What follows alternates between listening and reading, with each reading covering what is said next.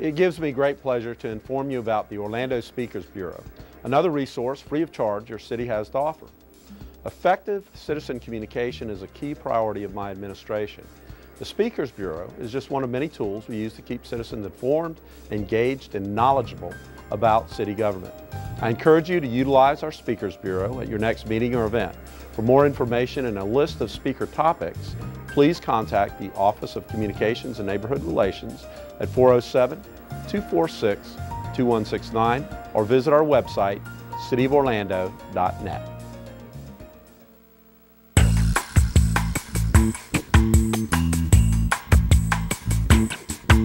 As part of his Strengthen Orlando plan, Orlando Mayor Buddy Dyer, along with members of his senior staff and community volunteers, partnered to provide Florida ID cards, driver's licenses, birth certificates, and Social Security cards to the area's impoverished and homeless citizens.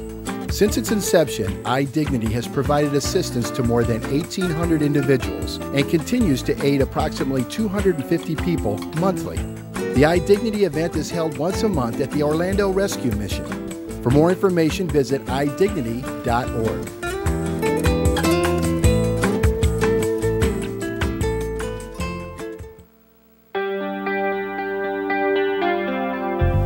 It's a pleasure to see all of you here today. Hope to see you again soon. The successes that we have had over the last 8 years are because of the foundation that were laid under those three great mayors over, the course of Mayor Langford was in for 14 years, Mayor Frederick was in for 12 years, and Mayor Hood was in for 11 years. So that spanned almost 4 decades of the life of this city. The old adage that nothing in this world merely happens, it's brought about. This facility, if it hadn't been for the strong leadership of this mayor and the support of the city council, I promise you, would not have been built. And with the economy like it is, it probably wouldn't have been built in our lifetime. And I think one of the things I'm most proud of is the fact that we gave so many people, or empowered so many people, to have a voice in their government as they had never had before. A lot of people are going to come to Jernigan's and have no earthly idea why the restaurant is named Jernigan's. And we all know that Aaron Jernigan was the first settler in Orlando, and the original settlement that became Orlando was called Jernigan or Jernigan's Junction. So we wanted to create something that would capture and explain the history. So we have a very talented artist in our communications department, Jocelyn White, who did a little research and found some depictions of Aaron Jernigan and his house and his cows and his family. So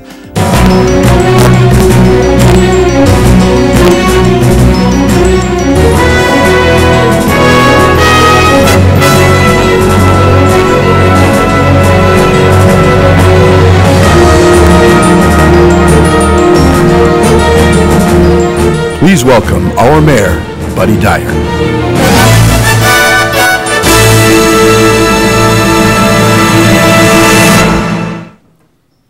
good afternoon, I'm Mayor Buddy Dyer, and I'd like to welcome you to the February 7th, 2011 meeting of the Orlando City Council. We're going to begin today's proceedings with an invocation offered by Dr. James H. Wigton, pastor at Delaney Street Baptist Church, located at the intersection of Delaney and Cayley in District 1. The church has served the community in that location for more than 80 years. Dr. Wigton has been the pastor there for 3 years. He's also the moderator of the Greater Orlando Baptist Association and serves in statewide office for the Florida Baptist Convention.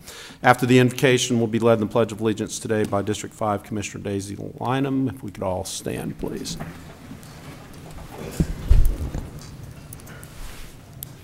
Join me as we pray. Dear Lord, we thank you. I thank you for our city. We thank you for our public servants at all levels who help our city to go forward. We thank you for our city leaders here today and for every citizen.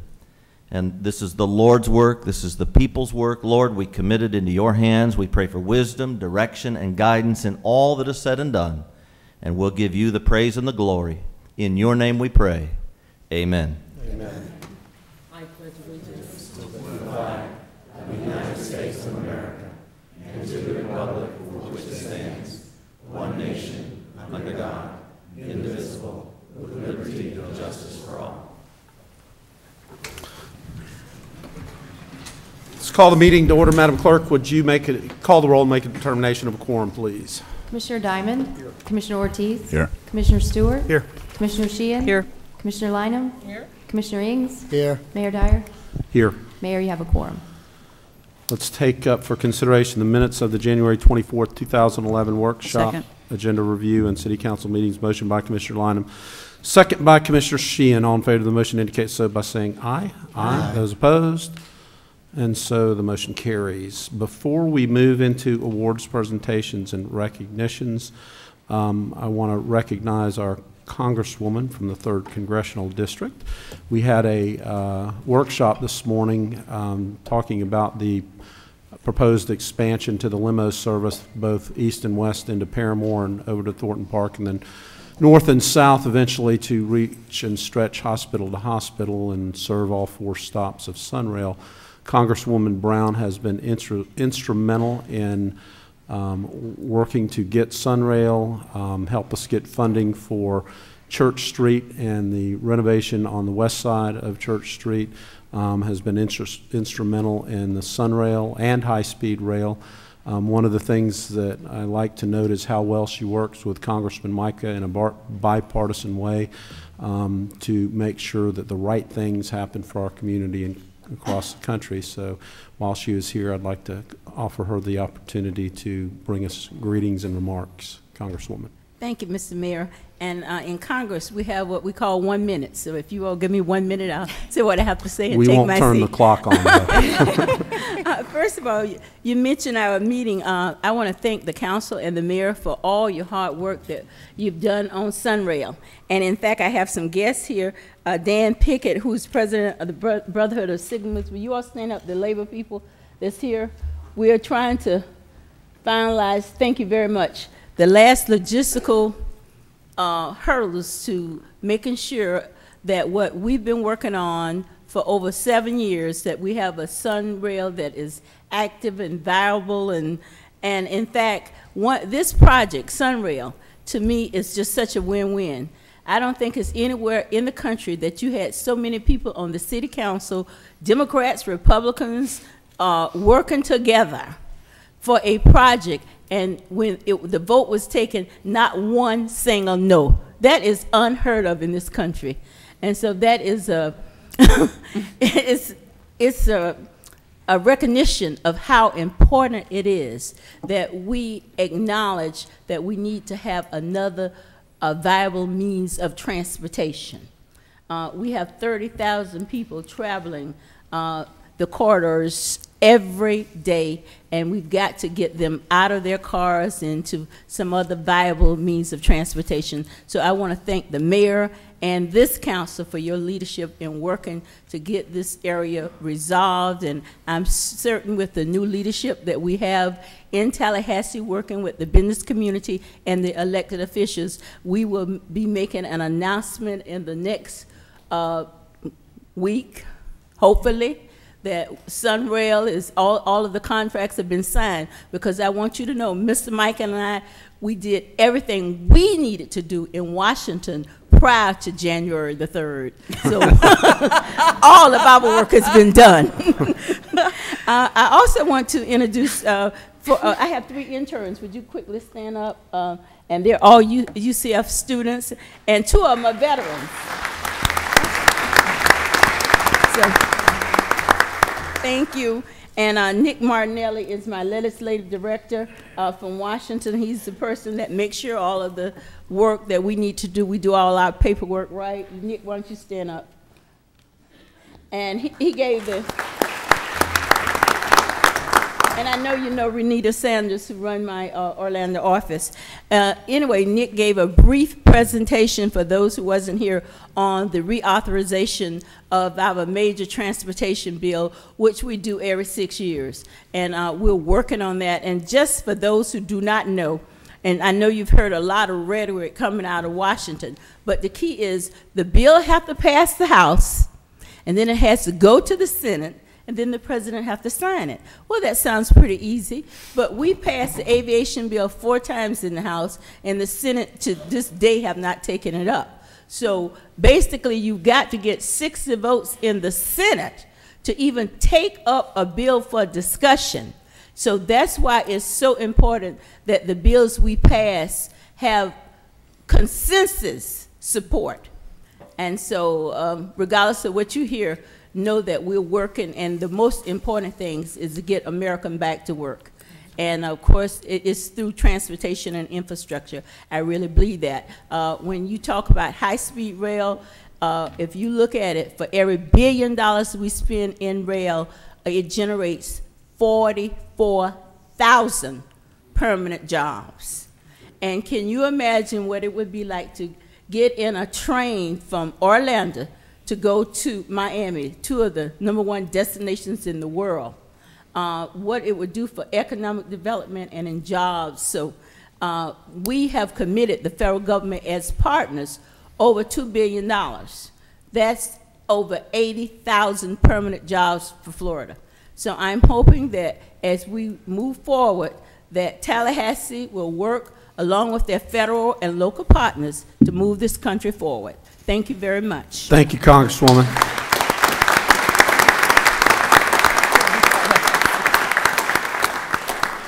You know, if you're trying to create 700,000 jobs in 7 years, it seems like Sunrail and high-speed rail might be a good starting point. Hopefully there'll be some recognition of that. Okay, let's move right into awards and presentations and recognitions, and I am going to call on Debbie, our wellness coordinator, to introduce Raj Durbal and talk about some of his inspirational accomplishments. A great story and a great city employee. Debbie? Yes, Rajesh Durbal is a City of Orlando employee. He's amazing, and he's a member of our wellness committee and participates in many of our wellness activities. Most people, when you see him, and if you look at the screens, you can see a picture of him, might realize at first glance that he's an amputee, that his arm is amputated.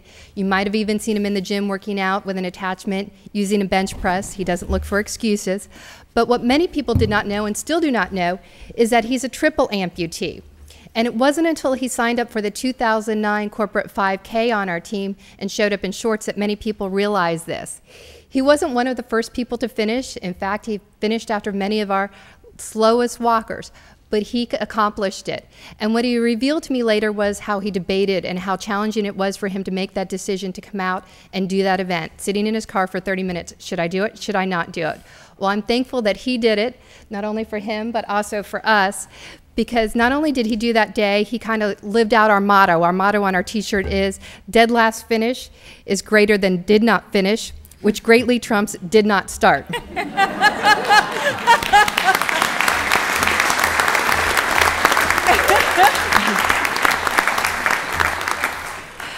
Rajesh decided that that wasn't enough challenge for him, so he decided he wanted to accomplish a triathlon, which is hard enough for everybody, but if you can imagine doing it with only one full limb. He went on not only to accomplish doing this with regular prosthesis legs, he started using hardware from Home Depot and duct tape and grinding out things.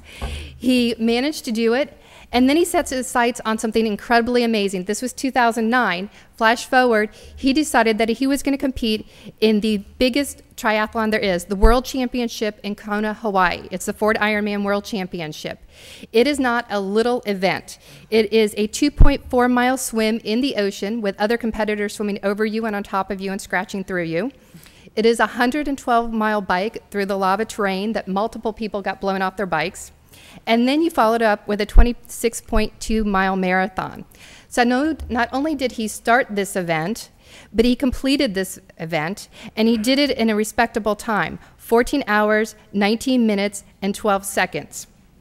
In doing so, Rajesh became the first triple amputee in history to complete this event.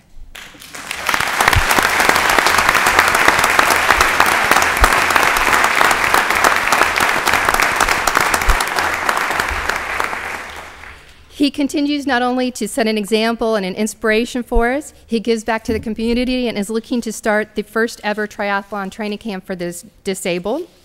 So when you're having a hard day and debating whether you should do your own workout today, I want you to think of Rajesh and the incredible example he sets, because he is truly an inspiration to us all.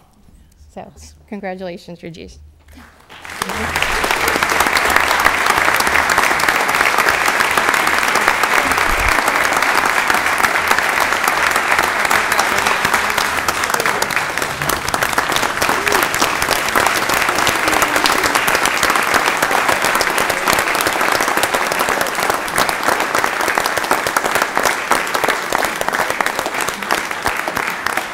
Rajesh, let me do this proclamation, then I'll let you address the crowd if you'd like to do that.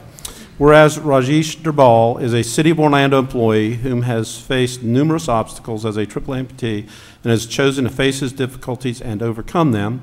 And whereas in 2009, Raj participated in his first 5K as a member of Team Orlando at the Corporate 5K sponsored by IOA.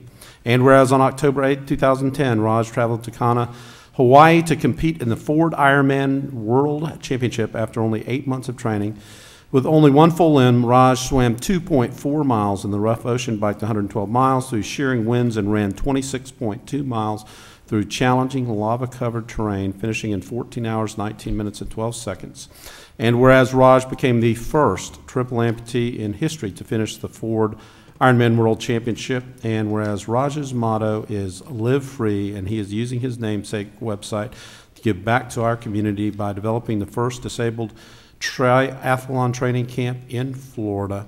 And whereas, on behalf of the residents of the City of Orlando, we thank Raj for being an inspiration to others and congratulate him on his current and future successes. Now, therefore, I, Buddy Dyer, Mayor of the City of Orlando, hereby do proclaim the day of Monday, February 7th, 2011, as Rajesh Durbal Day in the City of Orlando.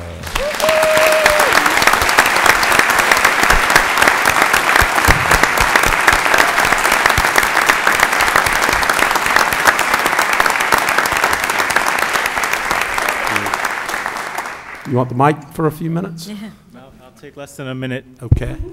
So what Debbie said was totally accurate. When I started my journey, it was all on faith. And I love how we open up this council meeting on prayer, and that's continually to be a staple point in my life, my faith, and the obstacles that I face with every single day. And I'm just really appreciative to be in front of this forum with you guys, sharing my journey and my life, because this is not my life, and that's why I give it everything that I have in athletics and outside athletics. So thank you again, Mayor, and everybody.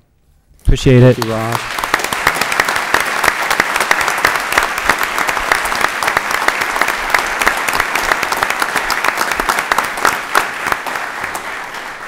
Okay, you may not know it, but I have a little script up here, and somebody put on my script that I needed to challenge everybody to join Raj and me at the Corporate 5K at Lake Eola on Thursday evening, April 14th, 2011. So I guess I need to start training, but I anticipate that I will see each and every one of you out at the Corporate 5K this year. Who's going to come? Raise your hand. Nobody raising them real high, but.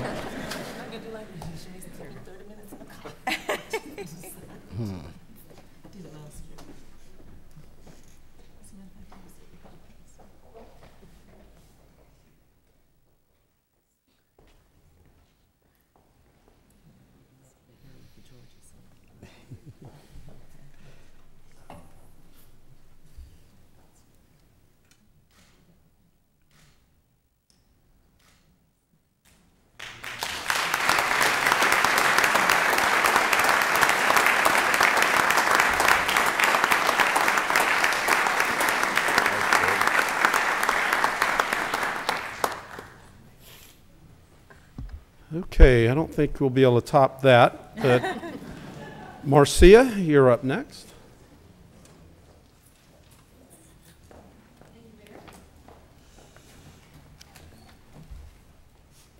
Good afternoon, Mayor Dyer and City Commissioners, citizens, and colleagues.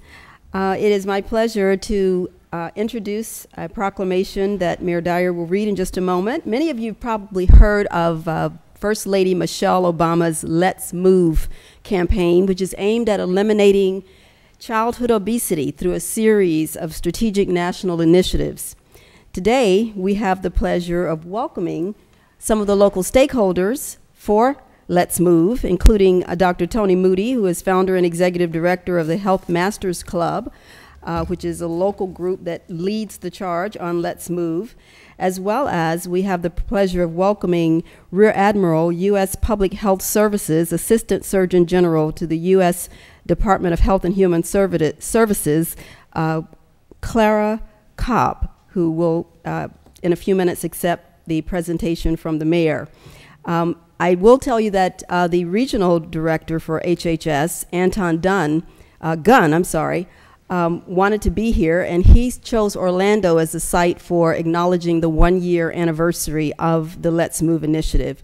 And today, as I mentioned, with a group of local stakeholders who visited the Knapfort School earlier, which is one of their partners, we will proclaim this first anniversary. And Mayor, if you would read the proclamation, we will ask Ms. Cobb if she would accept. Thank you, Marcia. Whereas the City of Orlando supports the Let's Move campaign headed by First Lady Michelle Obama, the President's Task Force on Childhood Obesity, and the Secretary of Health and Human Services to help solve childhood obesity within a generation. And whereas the City of Orlando is committed to active living through its support of the Get Active Orlando, the Mayor's Active Living Advisory Committee, and its Employee Wellness Program. And whereas the City of Orlando supports preventative measures to fight obesity as adopted by the Florida League of Mayors resolution in the Let's Move Cities and Towns initiative, and to help parents make healthy family choices. And whereas Healthy Masters Club, founded by Dr. Tony Moody, a champion for children, recognizes that Florida's greatest asset is our youth and has kicked off the 166 Mayors Challenge, calling on 166 Florida mayors to sign up in the Let's Move Cities and Towns by March 3rd in commemoration of Florida's 166 years of statehood. Now, therefore, I, Buddy Dyer, Mayor of the City of Orlando, hereby do proclaim Wednesday, February 9th, 2011, as Let's Move Orlando Day in the City of Orlando, and encourage everyone to make better choices to improve the health of our nation's children.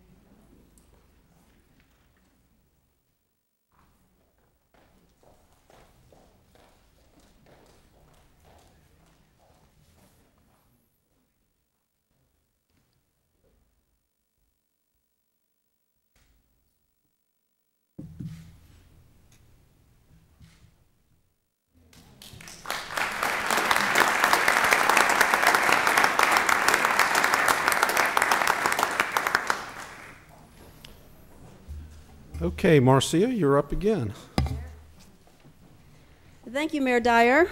I did want to congratulate Raj again because we're so proud of him, but I wanted to mention that. Today also we're celebrating one of our city's and our region's greatest assets, our Orange County Public Library System, which last year was voted Florida's Library of the Year, and we are fortunate to have them here in Orlando. Since 2006, our Deputy Chief Administrative Officer, Deborah Gerard, has served as the city's representative on the Public Library Board. Unfortunately, Deborah's not here today, but we appreciate her service. The library system is also one of our lead partners as we're developing our Cities of Service initiative, Mayor Dyer's Cities of Service initiative. At this time, Mayor, would you please read the proclamation, and Marianne Hodel will accept.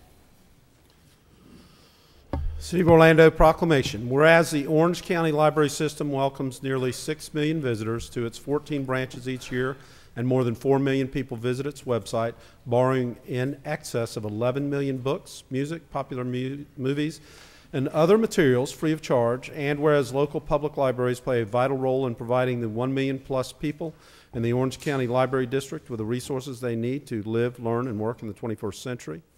And whereas the Orange County Library System, which has been honored as the state's 2010 Library of the Year by the Florida Library Association, is a cornerstone of the community and the gold standard for public libraries, with branches serving as important cultural centers that provide citizens with information, imagination, and inspiration on a daily basis.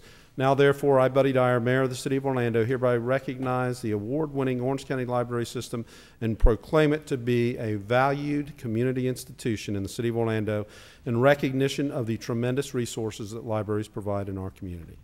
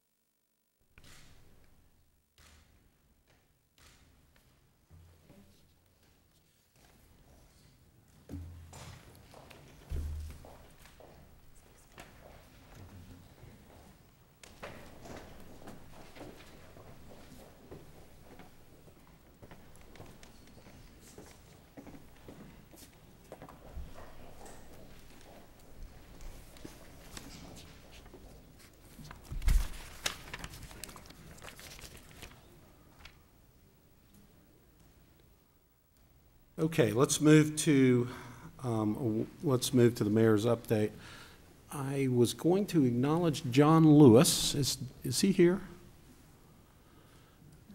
Okay, if he comes in, would you let me know? John Lewis is the new CEO of Lynx, and I thought he was going to be here this afternoon. He may yet be here, so when he comes in, I'd like to introduce him to everybody. Okay. Couple of things. I want to remind everybody that this weekend is the cleanup event for the Orlando Mountain Bike Park, Saturday, February the 12th at 9 o'clock. People interested in volunteering can contact the city's park liaison, Jan Rayhill, at 407-246-3504. And I want to take a moment to recognize Commissioner Sheehan for her leadership role in making the Orlando Mountain Bike Park happen. It absolutely would not have happened but for her leadership and her persistence to turn an old contaminated site into something that is really cool and unique in the city of Orlando. We were able to secure a $50,000 grant for this that the City Council accepted at the last meeting, and that was because of her persistence. So Commissioner Sheehan, thank you for making this a reality. Thank you, Mayor. I also want to thank Commissioner Stewart. Both he and Commissioner Sheehan contributed funds towards the project through their budgets, and it is the park is scheduled to open later this year. I want to congratulate Commissioner Ortiz, who was elected as second vice president of the Tri-County League of Cities. Commissioner, the Tri-County is composed of city and county members from Orange, Seminole, and Osceola County, and they bring various units of local government together to work on solutions that cross various jurisdictional lines. So, Commissioner Ortiz, thank you for your great work in advance. Thank you, sir. Appreciate it. Mayor's City Academy is accepting applications for the 2011 session. It's a 10-week program that I don't think there's been anybody that's gone through that program that hasn't said it was a very valuable experience. And you gain a lot of knowledge about city government. You end up going up in the bucket truck. You interact with police and the fire departments, family parks.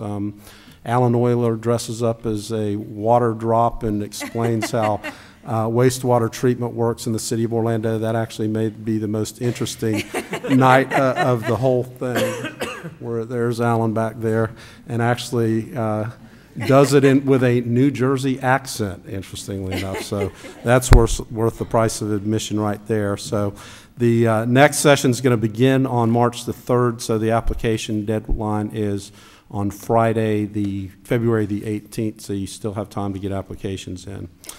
The City of Orlando, in partnership with the Magic, is proud to host a variety of special events to celebrate Black History Month. It's a little bit for everyone. On Friday, or February 17th, which is a Thursday, at the Amway Center from 1 to 6, we'll be having our first African American Business Expo, and it's going to there's workshops and there's especially opportunities to Network. You can bring your families to City Hall on Monday, February 21st from 1 to 4 in the Rotunda. We'll have face painting, African dance performances, crafts, and African American storytelling. And on the 28th at our council meeting, we will present the first $1,000 Black History Month scholarship to a local high school student, and the award will be based on a 1,200-word essay submitted on the topic of coming home, the importance of giving back to the community. We will host the 5th annual Blues BQ on February 19th from 4 to 10, and this year we're moving it from Orange Avenue over to the Fan Fest area in front of the Amway Center. So we are returning to our roots, and we're going to have Buddy Guy again, who was there for the very first one. So he was extremely gracious and entertaining. He'll be joined by CeCe Tennille and the Selwyn Birchwood Blues Band. So go to cityoforlando.net for further information there.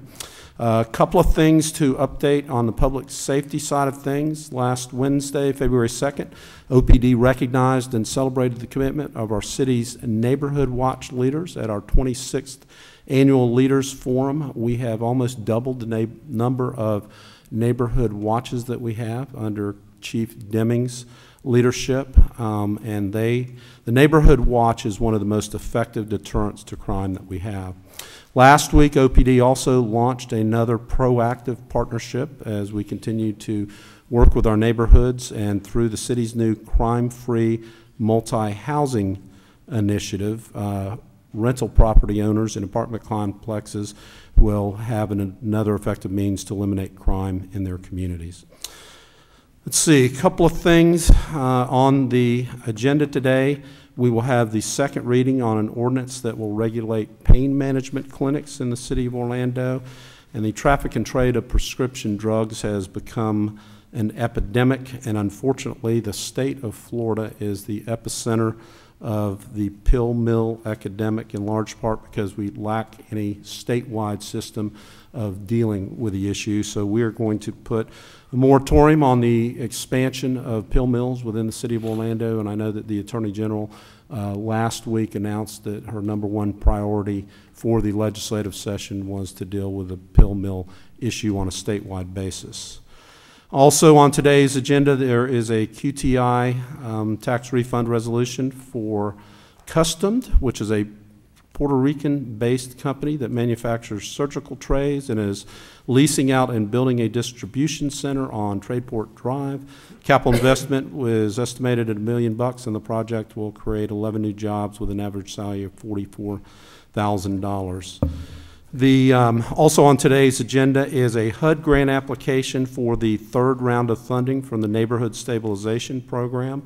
I should have mentioned that while Congresswoman Brown was here. She has been very helpful in that arena as well. The city will receive an additional $3 million to purchase abandoned and foreclosed properties. Orlando was selected for this grant specifically because of the success that we have had with the original $6.7 million that we had.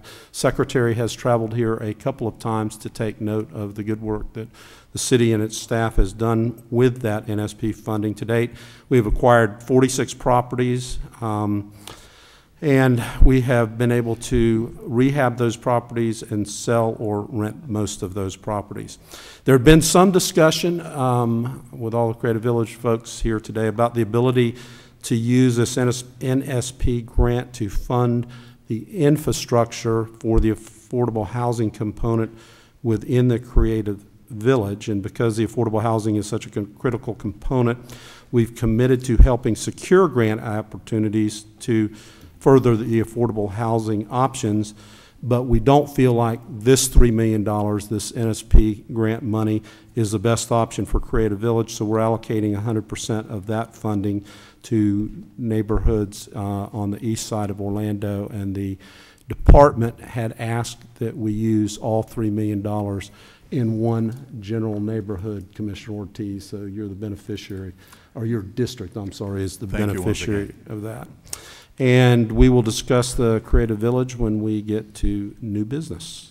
With that, we will move to the consent agenda, and the consent agenda is a number of items that are acted upon through a single vote of council. We give each of the commissioners an opportunity to comment on items on the consent agenda and or update you on items of interest from their district, and hopefully you won't be as lengthy as I just was. That may have been my longest mayor's update in quite some time, Commissioner Ings. So I know you're going to take note of that. And we take turns on who gets the opportunity to go first, and today it's District 5 Commissioner Daisy Lynham. Commissioner. Thank you, Mayor Dyer, and thank you especially for supporting moving that NSP3 out of this agreement and allowing it to be spent in one single place. So thinking of that, and glad that the Creative Village is under new business. So we'll have a great time to workshop and discuss that. I also want to thank you for the work you're doing on getting African Americans and other minorities their final paychecks on the arena. It's been very, very difficult getting that last paycheck, and we've had to call the big guns out, so whenever the mayor gets involved, somebody ought to move. So thank you for that. Now I want to make a couple acknowledgments of staff before I go to agenda. I want to thank Charles Remdat and Frank Consolda for their work in getting the fence around Harvest Academy. That was very, very important. We've been working on that, I think, 2 or 3 years. And Frank is like a Rottweiler. I think he's just stayed focused, and I really appreciate that. And of course, the people in Paramore and those students appreciate it. I also want to acknowledge that I was in D.C. the week I mentioned when Mayor Dyer was there, and so was Leela. And I forgot to acknowledge, or did I, that there were 3 grads from the College of Law here at FAMU working with the minority media, or did I say that? I don't recall, because I couldn't remember their names, and I still can't. They knew me, but I couldn't remember their names. But I was very proud of them meeting with Chairman Janikowski, and having a leadership role with minority media. The ladies were really shining, and congratulate Dean Purcell and, of course, Dr. Amons for their great work. And Mayor, I may join you on Thursday. I have to look at my calendar. I normally do, and I just want to get back at Debbie for trying to get personal with my workout. So I better show up this year. I'll look at my calendar. But that was a great, great acknowledgement. I also want to acknowledge that Let's Move project is a national League of Cities project, and so I'd like to get a copy of that resolution so I can send it to them regarding what we're doing here in Orlando. Really want to express my appreciation for getting us all moving, and acknowledge the death of a dear friend of mine, Dr. Michael Butler, a doctor here who's been just a great friend and to the whole community. Worked in Paramore, worked with all of us. I don't know who hasn't been to Michael Butler. If you're, without telling my age, if you are over, well, if you've been to one. I won't deal with the age thing. I can't count real good. May mess up somebody. So I want to acknowledge that. Also, you know, little Lucas with the Orlando Magic, the little kid that stood up a minute ago? Lucas Boyce. Boyce, yes. He's an author. He wrote a book. So said it took him a year, so he wants us to buy his book. Since he didn't mention it, he didn't scream it out and didn't put a sign on, I thought I'd let you know, because I think he's a great ambassador for the Magic and for the community, just great. And acknowledging something about the library. You know, in remote areas where we don't have a branch, you can use a vending machine. So for those people who do not have branches and we want to try and reach them, I know the only way I went to college is because I was a great reader, and my branch was very important, so I want to mention that as a possibility. I will reserve, of course, all my comments for the regarding Creative Village for that time, but I'd like to just make one comment about a couple of things on the agenda. On A5, A5, I was just going to ask Ray, and I don't see him right now, that when he identifies all the banks that have city money, I'd like to know how do we determine which of those banks do or do not help our first-time home buyers with mortgages. If they've got millions of dollars from the city and don't feel they can help with mortgages, I don't think they ought to have our money. I mean, that's very personal, but as a legislator here, I think we ought to think about reciprocity when we're dealing with city business. Also, under risk management, I read the policy meetings there, and I had a real concern. I think I called Rodney Williams on it over the weekend, and I may be mistaken that they're going to reduce the number of youngsters that can participate in some of our recreational programs in order to save $2,000.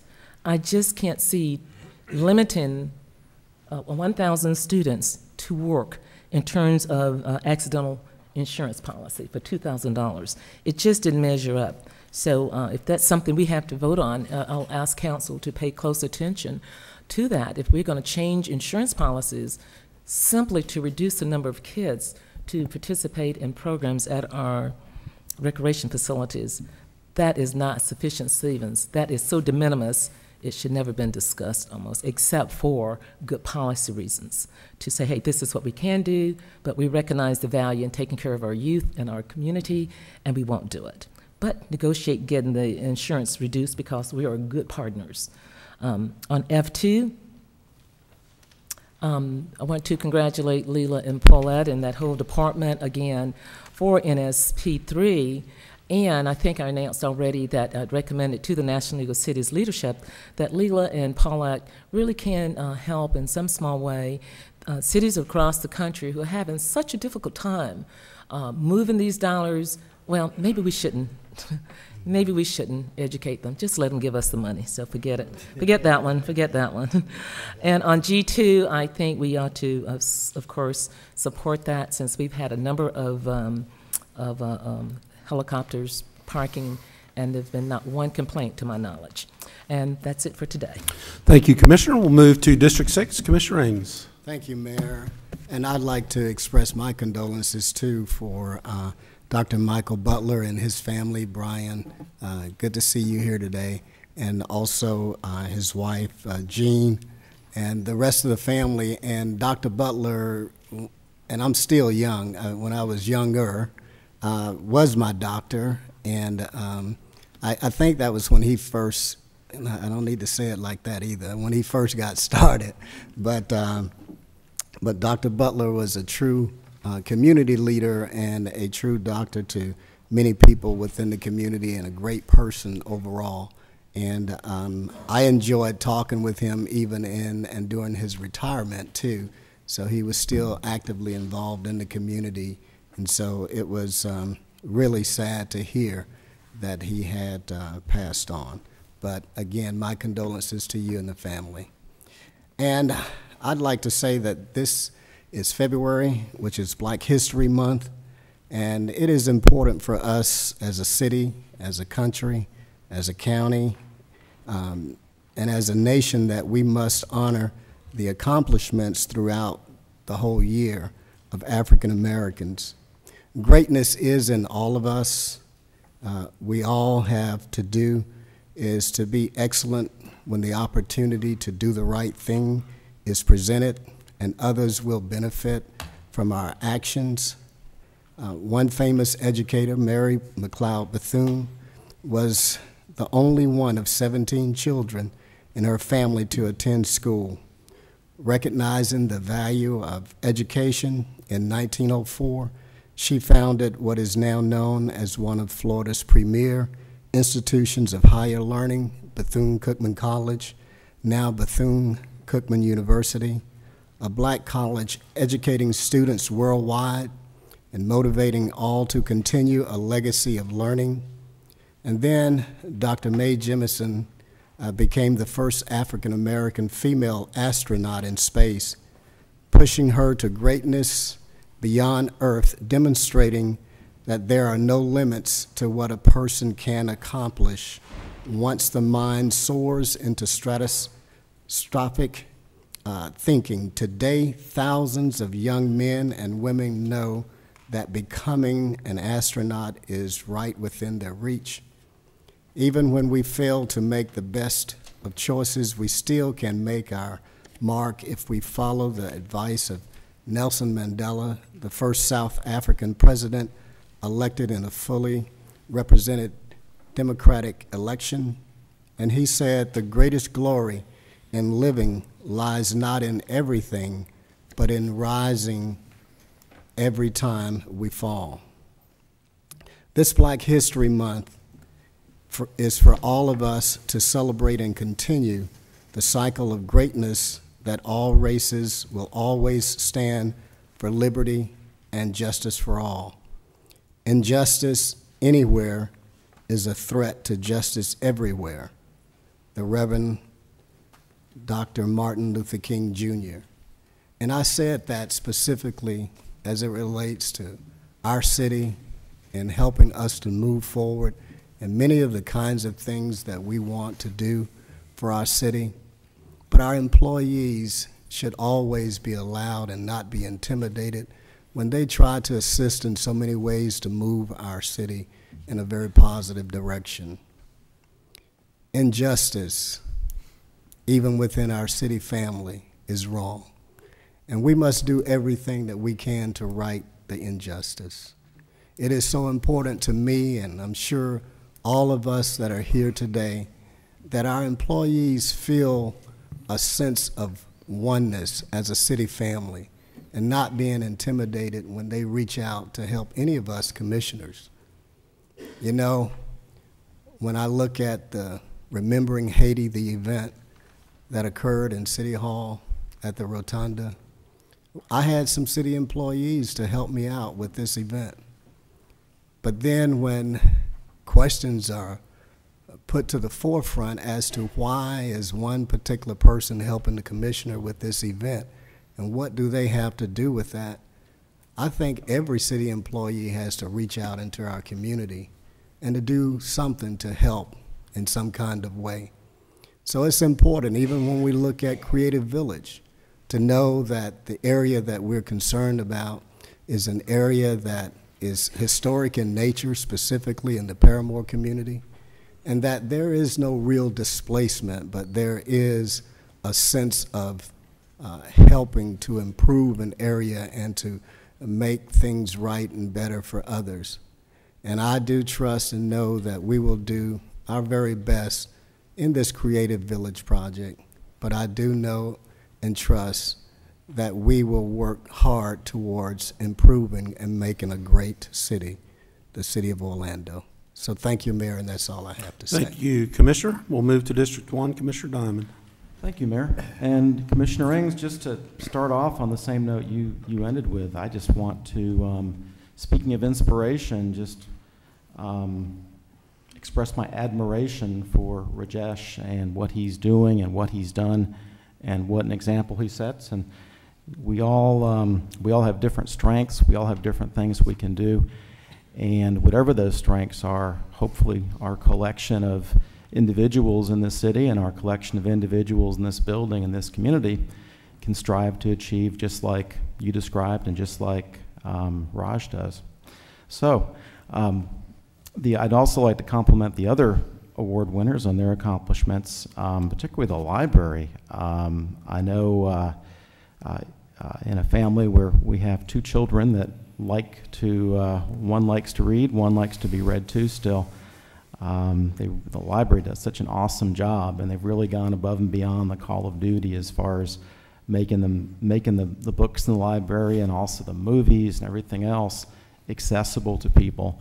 And I think in times like this, when people aren't doing as well as when they might have been a few years ago, I think that's even more important. And like Commissioner Lynham said, you don't necessarily have to drive all the way downtown to get a book. You know, whether you can get it at a remote location or whether you can go on the internet and order it on the internet for free.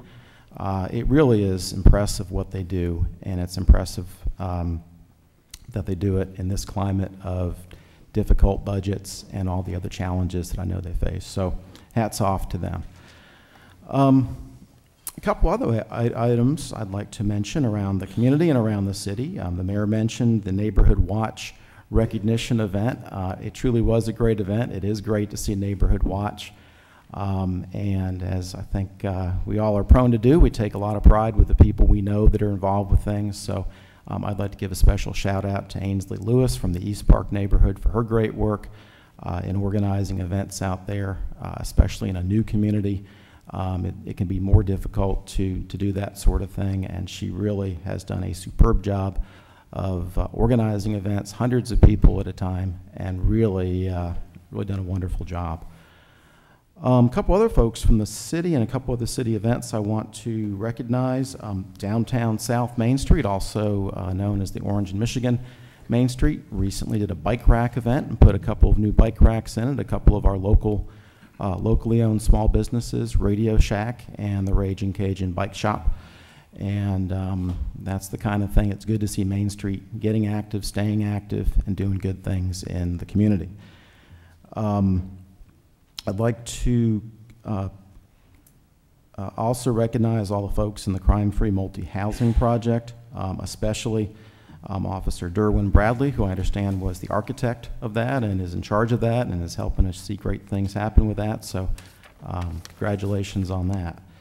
I also want to thank our Code Enforcement Department and our police for the good work last week with a cleanup on Conway Road with some illegal camping. And also, we had a mad swan walking through Delaney Park recently, and I want to thank the Parks Department for their responsiveness in trying to rescue that swan and bring it back to wherever it came from. So thank you. It wasn't one of mine, Commissioner. I can assure you of that. Okay. Well, if you're short, I think they might be able to. It was not microchipped. It was not mine. Okay.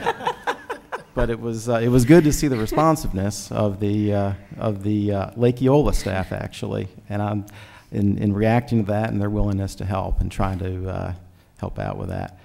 A couple of items around the community, or actually a couple of sad notes I want to mention. First of all, I'd like to express my thoughts and condolences and prayers to all of the parents and loved ones of the students and alumni of Boone High School that were involved in that tragic accident yesterday.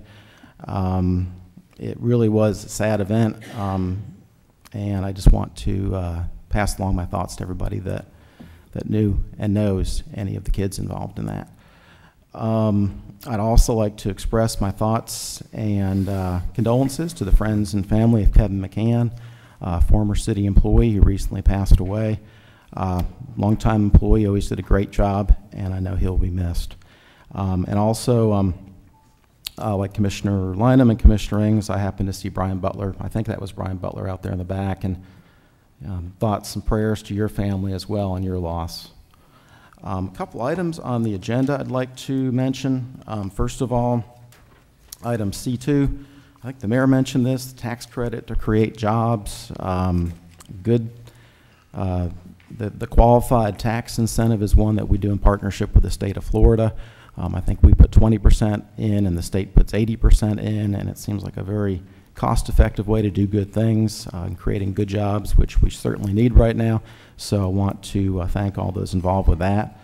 Item C3, which is a right-of-way agreement for a restaurant in my district called Mediterranean Blue Restaurant. It's good to see them trying to expand their restaurant and grow their business, and I'm glad to see them doing things. Couple items I have. One item I have concerns about. One I will vote for, which is the helicopter policy on item G2. I appreciated Commissioner Lynham's comments that there haven't been complaints about the noise. That was one concern I originally had. The other one was how much the city gets when we have a helicopter parking in our parking garage.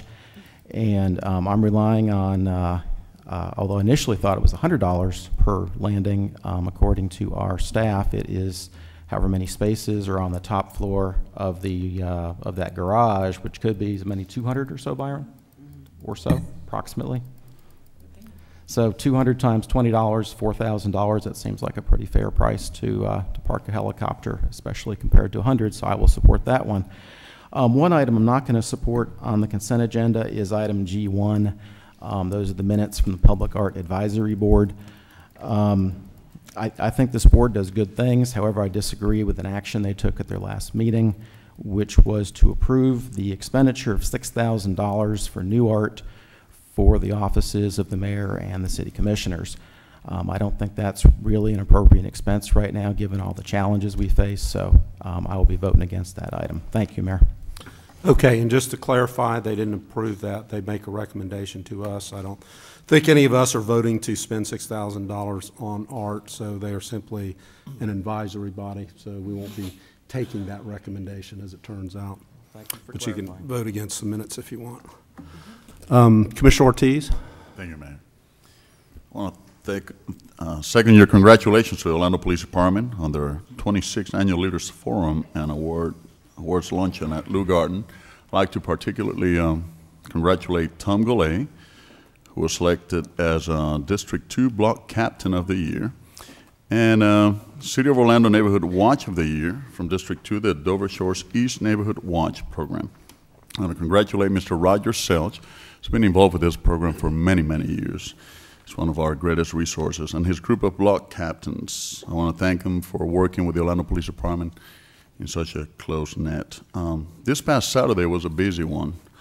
In the morning, I attended the Hidden Creek Condos Keep Orlando Beautiful replanning of their entryway. It was a lot of fun. A lot of the kids came out. It was a great experience. They were asking me when was I going to go to church, because they want to be at church with me to tell, I guess, the priest about what we have done together. You know how kids are. That was, I thought they were going to tell on me or something. Anyhow, but that was fun. I want to thank Ms. Jody Goosetree and Jan Rahill for inviting me to this event. It was fun. I also attended last Saturday the Sensei Graves Karate Tournament at the Dover Shores Community Center. And let me tell you, I am an honorary black belt, so watch out. He gave me a black belt, honorary black belt, exactly. He gave me that. I said, what am I going to do with this now? Anyhow, late that afternoon, I had the honor of attending the Chinese American Association of Central Florida Lunar New Year Cultural Celebration. I want to thank Ms. Agnes Chow for the hospitality and for allowing me to participate during the Lion ceremony. It was a pretty interesting ceremony. I've never been involved in something like that. It's so much to be learned about other cultures. It was a great experience. And in reference to item F2, Mayor, I want to thank you. I want to thank my fellow commissioners. I want to thank Congresswoman Corrine Brown and our staff, in particular Leila Annan and Paulette Edwards, for all of your support while revitalizing District 2. And as we improve District 2, it made me very happy to learn that we were going to be the recipients of those $3 million. That's something that District 2 has been needing for a long, long time, and I know our community is grateful too. So thank you so much. That's it. That's all I have, Mayor. And just so people know the boundaries of the neighborhood that those funds will be spent in are Conway and 436 and Lake Underhill and Curry 4. To Curry 4, yes, sir. Okay. Thank you. We'll move to District 3. Commissioner Stewart. Thank you, Mayor. Let me also express my condolences to the family of Kevin McCann, and also to Michael Butler, Brian, sir, for our family to yours. Your father was my father's physician, and so we've always felt a special kinship to you and your family. So thank you very much. And please express my condolences to the rest of the family. A couple of things I want to just touch on real briefly. We had the Neighborhood Watch Leaders Forum. Congratulations to Vicki Steele for District 3's Neighborhood Watch group, and then, of course, Craig O'Neill for the years he's been working with the Maury Road group. We're excited about recognition from both of them. A couple of weekends ago, we had a chance to spend some time with Lee Middle School's Ecology Club, and we had an opportunity to go over and clean up Lake Ivanhoe.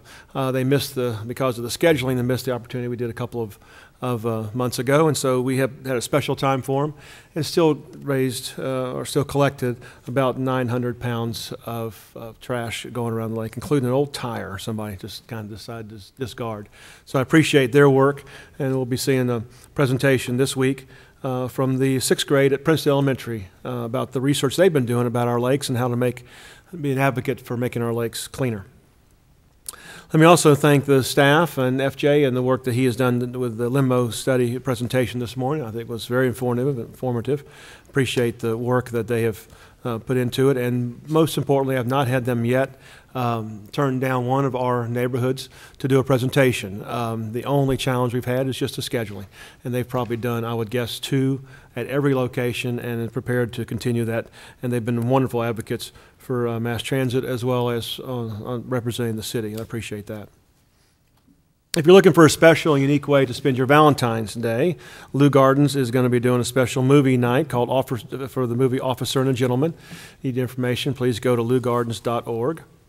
And then speaking of Lou Gardens, Robert Bowden will be doing a presentation for the neighborhoods, the 6 surrounding neighborhoods, on February 22nd to review and discuss the preliminary Lou Gardens master plan. I appreciate him taking the leadership to do that. That's February 22nd. We've contacted the neighborhood associations, and of course, Lou Gardens will be contacting those residents there nearby, so we'll have a good showing that day.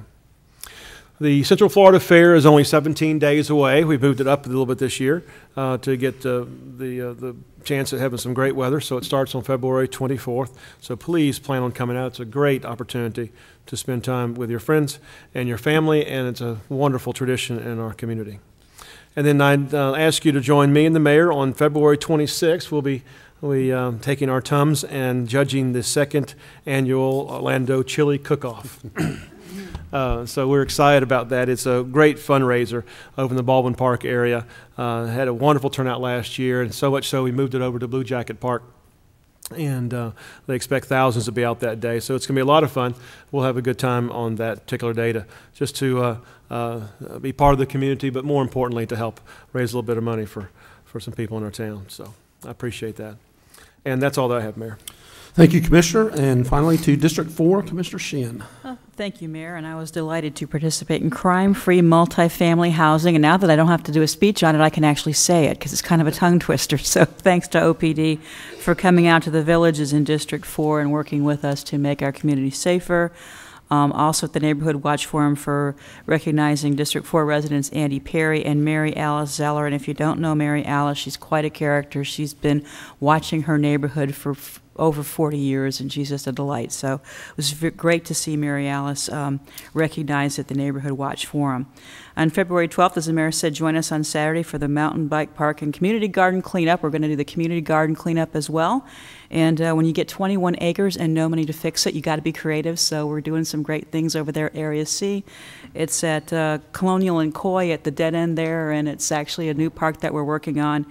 With a lot of community support and a lot of volunteerism, especially the Buonacani Foundation and Miami Dolphin Special Teams has been out there a lot. We want to thank them for coming out and help clean up that area.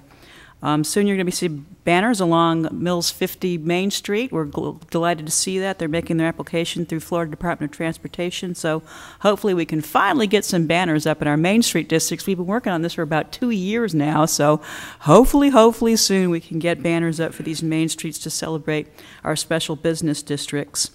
And after 7 years, my aide, Chase Smith, has left employment of the City of Orlando. He has gone to take a job with Mayor Teresa Jacobs. I certainly would not stand in his way and want to commend him in his career growth, but I'm without an assistant, so if y'all need some help, please bear with me while I hire a permanent replacement. It's going to take me about a month, but if anybody's interested, look on cityoforlando.net. I am actively seeking a very trusted, loyal, and good assistant who can work with a very passionate city commissioner. So with that, that's all I have, Mayor. Thank you.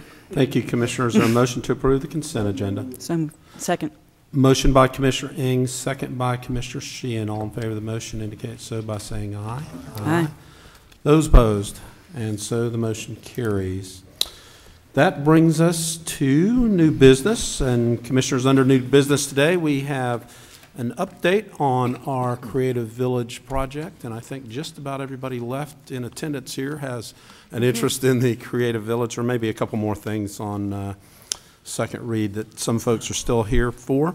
But before I get into the description of what we're going to do today, I want to pause to recognize a member of our community who has helped get our vision of the Creative Village to where it is today. And I will concede that it is very hard to single out a single person or one person, because there have been a ton of people involved in this project. But Jeff Brock has been a leader since the very beginning, and He is one of the proponents behind making sure that education is the anchor of the redevelopment, and he is a huge proponent for the Knapp Ford School.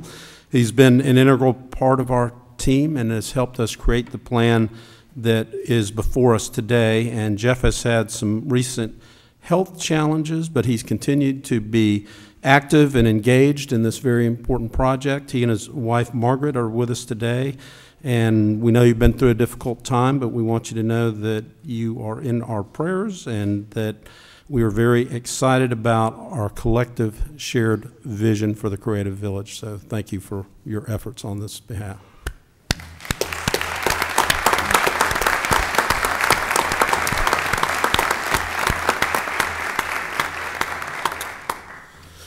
Okay, I want to read a quote on a study, from a study on job creation by the Brookings Institute.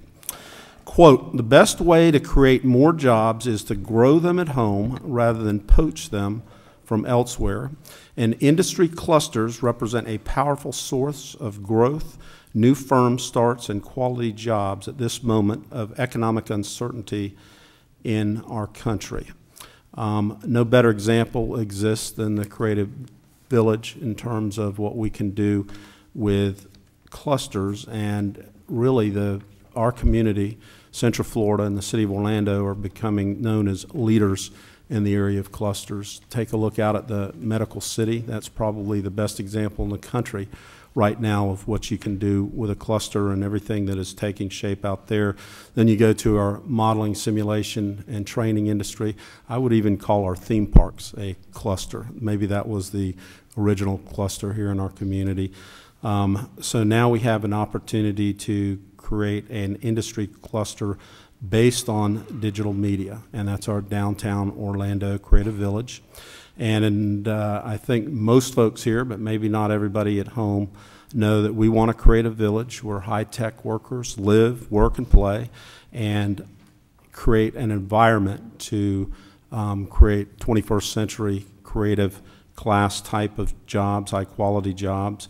We selected a team that is locally based from the private sector to partner with to make this a reality, and the partnership between the City of Orlando and our team includes pursuing state and federal grants. In fact, that is a major component of the partnership because there's a lot of infrastructure that needs to be created out there before we can go vertical, and we have already had success right out of the box. We were selected out as one of out of 1,600 applicants to receive one of the Tiger II grants. We received $10 million.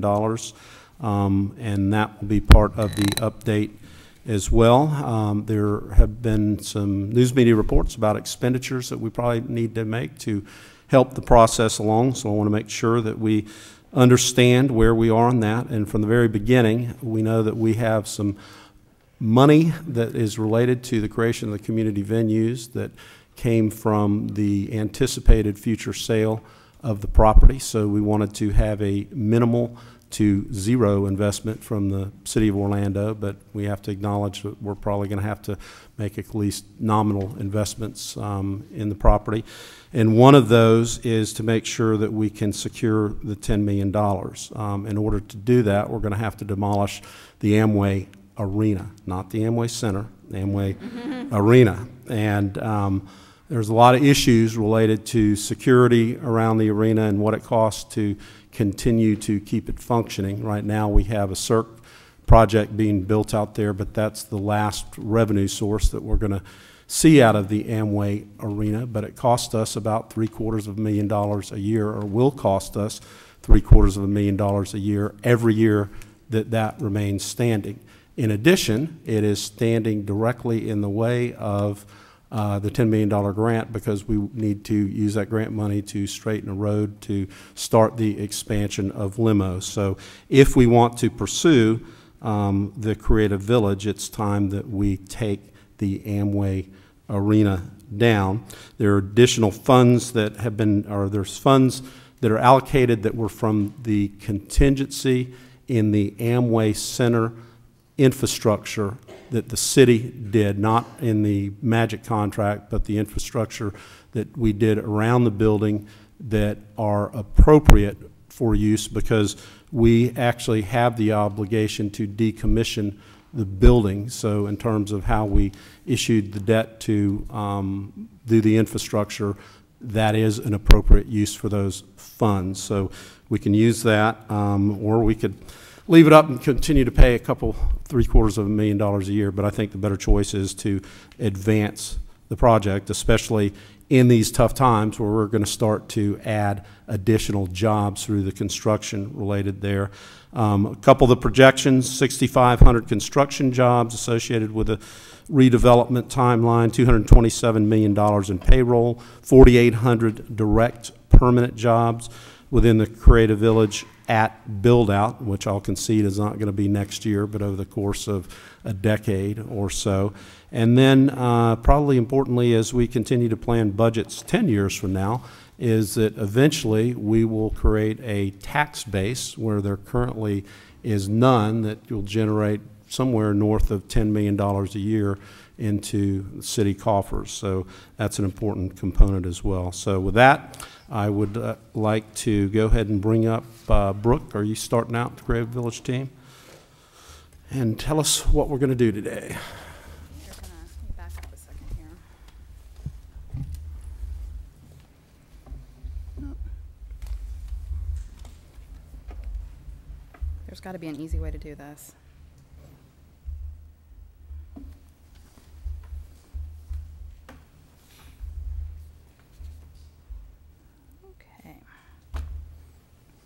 Good afternoon, Mayor and Commissioners. Thank you for the opportunity to stand in front of you today. The Creative Village project has obviously been a long time in the works, and every once in a while we have to kind of pinch ourselves to look at how far we've come. The Creative Village site is the 68-acre site that you are very, very familiar with. And today we're going to go through just an overview of where we've been, a timeline, accomplishments to date. Craig and Roxanne are going to present an overview of the development vision for Creative Village. And then as it relates to council action today, we're going to provide you with a summary of both the master development agreement and purchase option agreement that are on the city council agenda. But before we get started, if you'll allow me to do this, this has been a project that has truly taken a team effort. And I hope I don't leave anybody out. There certainly have been a lot of people that have worked on this project, but I would like to recognize our city team that has been involved. And a lot of these people are here today and will be able to answer questions should you have any when we get to the end. So Byron Brooks, Rebecca Sutton, Kevin Edmonds, Mayanne Downs, Frank Billingsley, F.J. Flynn, Jody Litchford, Wes Powell, Leela Allen, Lori Botts, Dean Grandin, Thomas Chapman, Kevin Tyaski, and Kathy Russell. Without these people, we never would have gotten as far as we've gotten. In addition, I think any one of us will tell you that the development team that City Council approved the selection of has been truly a joy to work with, and I think all of us are grateful for the opportunity to work on this project. It's been fun. So with that, the mayor covered already a little bit of the vision that's guided us in this project all along, to truly create a place that will be a magnet for knowledge-based workers to live, work, learn, and play in a neighborhood that will seamlessly integrate with Paramore. Community goals for Creative Village, again, positively impact the surrounding Paramore neighborhood, provide opportunities for mixed income housing, serve as an economic engine, preserve and enhance educational and recreational opportunities, create a variety of job opportunities, and establish a new downtown destination and gathering place that all of our citizens and visitors can enjoy. Where have we come? Where have we come from, I guess? And this project goes back somewhat almost to 2004, when in October of 2004, we entered into an agreement with UCF to transform the Expo Center into what is now the Florida Interactive Entertainment Academy. 2006, Mayor Dyer convened the Creative Village Concept Team. Many of those members are here today, and they presented their report to City Council at the end of 2006. We also took that Creative Village Concept Team report to a community open house at the Dr. J.B. Callahan Neighborhood Center. In October of 2007, House of Moves, which is one of the largest motion capture facilities east, my direction right, east of the Mississippi, located to the UCF Center for Emerging Media. And in August of 2009, University of Florida City Lab, which is a graduate architecture program at UF located to the Creative Village as well. 2010 was also a busy year for this project. In March, we issued the solicitation for proposals to redevelop the Creative Village site. April, we had a packed house for a pre-proposal meeting, and in May, you approved the selection of our partners, Creative Village Development, LLC. City staff then began working with our partners in June on our Tiger Grant application. And you also approved a memorandum of understanding. And in October, the city learned of our Tiger Grant Award receipt of $10 million, which, as the mayor pointed out, was a huge vote of confidence on behalf of the federal government in our project, considering that we were one of 49 communities to receive an award out of over 1,600 applications. Current opportunities. We still believe in moving this project forward for many of the reasons that you see before you, leveraging state and federal dollars that may be available, creating jobs at a time when we need them, accelerating redevelopment of the site, and an opportunity to build on the community's success with Sunrail and mass transit. At this time, I'd like to call on Craig Usler with Creative Village Development, LLC, to provide you with an overview of the development plan.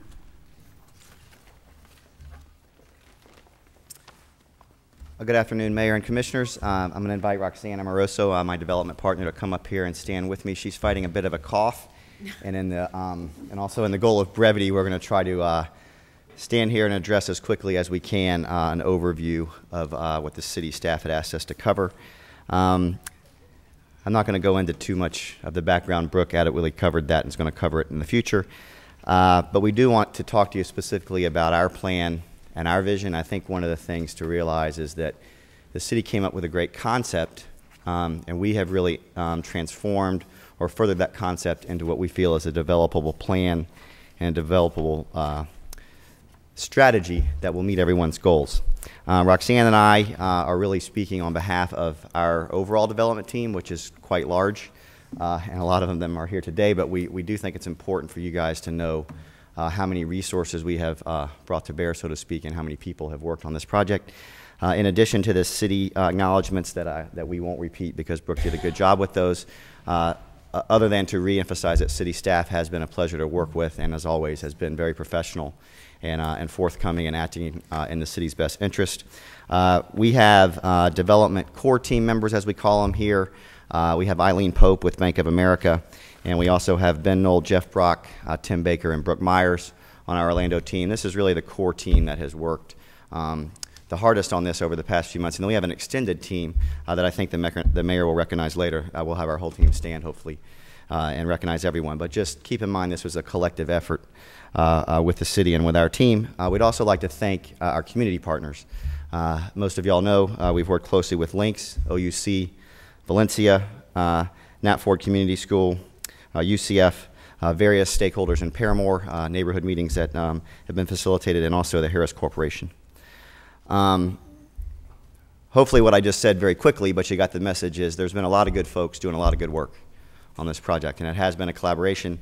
The term public-private partnership gets thrown around probably too loosely a lot of the time, but Roxanne and I both agree this has been an exemplary representation of the way a true public-private partnership should work. This is a win-win. It meets everybody's objectives, and I think we're saying that in all honesty and being completely fair about what is shaken out, that we really do feel like we've ended up in a good spot. Before I run you through a few slides very briefly, and then Roxanne will have a few remarks at the end, keep a few things in mind. I think most of y'all have heard these overarching big ideas. This is a long-term partnership. To get a result this good and economic development impact of this magnitude, this is a long-term partnership between us and the city that will result in a great, economically diverse neighborhood that's respectful to Paramore and meets many, many other goals of our city, but it will do so over a long period of time. And it's a project that will be good for the city of Orlando for years and years to come. So keep that in mind. Very easy to get excited about some of the short-term prospects, and they are very positive, but also keep in mind this is a long-term deal.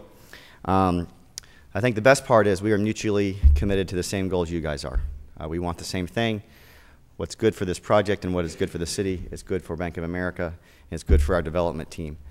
Good neighborhoods maximize value. The way you get the most for your real estate is if we build the best neighborhood, and that's what we've set out to do. We can't do it without the city, and we feel like y'all can't do it without us, and that's the true definition of the way a partnership should work. Very briefly, y'all have seen some of these slides. Hopefully what you think this slide is a representation of the coming together of a leading local team with a track record and experience locally with a national team led by Roxanne and her Community Development Corporation that is committed to doing this on a national scale and has done it very successfully throughout the country. This is the one slide that sort of says, why did we win the solicitation? We think we're very good and very capable of doing all these things.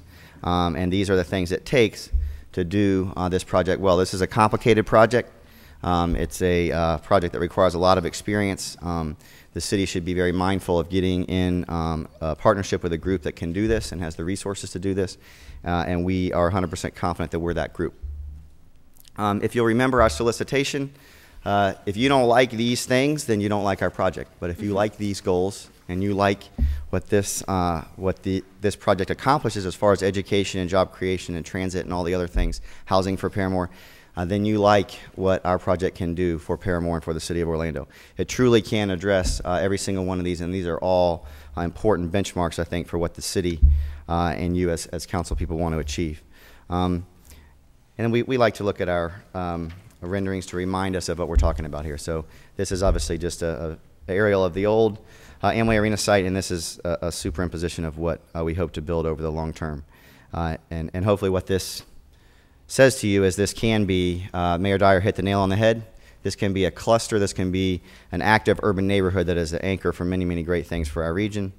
You'll remember our program, and I just want to remind you that this is what we're talking about today. We're talking about the big idea of being able to implement hundreds of thousands of feet of uses that are important to this neighborhood, education, office, residential, that will lead to the type of economic development we all want, and will also be a great boon to the transit that we're putting in place. And you'll remember our site plan. I just wanted to echo the comments that were made earlier today and remind you guys of what a key component transit is to our development vision. There's many, many things that are important to it, but transit has ended up being a great driver, and we appreciate the city and the mayor's leadership that they've done on the transit front, because it has helped leverage our project and make it successful. Roxanne and I both feel very confident that the Phase 1A that we're able to implement with the Tiger funds that are available and with the real term plan that we can implement over the next few years is enough of a critical mass to make this worth doing and to really to move the needle, so to speak. This is a significant economic development project that represents approximately it will set the stage for approximately $250 million in vertical development. Puts this project on par with Medical City or the Venue Plan or many other large economic type projects that we've undertaken at the city level. So we're excited about what we're able to implement in the near term. So balance that with what I said about being long term. There also are some very real near term advantages to this project. The city has this map, and we can go over it further if you have any questions about it. And then just remember, Mayor Dyer said it as short as you can say it, but it's the right idea. It's live, learn, obviously with UCF and Valencia as anchors, work, and play. This is the key to economic development in the future. Roxanne and I live and breathe it every day. But if you build great neighborhoods where people can live, learn, work, and play, you will set the stage to be successful and for this region to prosper as we go forward. And that's what this project is all about, and that's what these agreements that have come before you today give us the opportunity to do. We're excited to do it. That's not my slide. So I thank y'all for your consideration. I know Roxanne wants to make a few comments. She's been a great partner, and we've enjoyed working on this. And once again, my thanks to the city for working with us. It's been a true team effort. I personally appreciate it, and I speak on behalf of my team that I appreciate it also. Roxanne? Thank you, Craig. Good afternoon. First and foremost, I just want to say thank you. It's an incredible opportunity to be able to lead an effort of this magnitude. Commissioner Lineham, without your vision, Mayor Dyer, without your leadership, both of you, all of you, but particularly both of you, thank you. We know the bones of how to do this. It is a huge undertaking, and we're committed to that undertaking. I can't wait to get started, and I hope that we have a very long, fruitful path that we all lead together that brings economic opportunity to many people and that can bring sustainable development. For me, it's a lot more than creating tax dollars or even jobs. It's opportunities for families, and we live and breathe and die by that. So we believe in this vision. We're ready to embark on that journey, and thank you for the leadership that you've given us to allow us to get to this point. That's all I wanted to say. Thank you, Roxanne.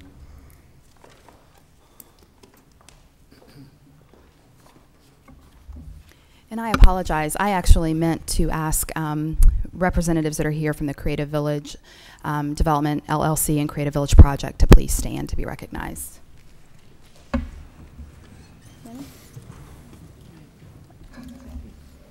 So it was a good portion of everybody left. Absolutely. Pill Mills has to be the rest. Next steps, just a quick update. We're going to give you on the Tiger Grant, and again, we're going to go through the Master Development Agreement and a Purchase Option Agreement in detail. With regards to the Tiger Grant, we've been working many long hours working with FTA and DOT on our term sheet, and that's ongoing. We expect to have that wrapped up here pretty shortly. We will then be also wrapping up our NEPA analysis, which is a requirement of the Tiger Grant, and that should be wrapped up here not too long either. We expect that the funds will be obligated somewhere between August and September of this year, and with construction beginning hopefully in September of this year. So as you can see, we're only a few short months out from seeing this project become a reality. Now at this time, I'd like to spend some time going through both of the agreements that you will be taking up today as part of your council action. The first one being the Master Development Agreement. This agreement is obviously between the city and Creative Village Development LLC. It essentially establishes the rights and responsibilities of both parties and governs the 68-acre site that you know as the Creative Village site. This agreement is in accordance with the solicitation for proposals, CVD's response, and I'm going to refer to them as CVD just to go by a little bit quicker. Their response to the solicitation and any city established parameters that we've had for Creative Village. In addition, the agreement is a 20-year agreement expected to run potentially through February of 2031. And it also establishes a minimum development program for the site that you see here in front of you. The actual development for the site and development criteria, et cetera, will actually be handled in a PD ordinance, which you're very familiar with the process for those. So that will be coming to you within 6 months, or excuse me, the application has to be filed within 6 months of the execution of this document. So you'll get another chance to actually review the development. CVD rights and responsibilities. Their number one responsibility is to work with the city to pursue grants that will help fund infrastructure development needs for the Creative Village site. In addition, they have a responsibility, as I mentioned, of submitting their PD ordinance application. They will also serve as the master horizontal developer and construction manager for the site. They're responsible for complying with the blueprint for the horizontal development. CVD does have the right to purchase a portion of the commercial and residential development, and a portion of those parcels will actually be retained by the city for the city to sell at our sole discretion. And we'll get into that a little bit more in the purchase option agreement. This is intended to be a green development, so their redevelopment will be consistent with sustainable practices. The city and CVD are eligible for administrative fees consistent with specific grant provisions. So if a grant enables them to receive administrative fees for their work, they would be eligible for those. If a grant does not provide that opportunity, the city is not responsible for making that cost up.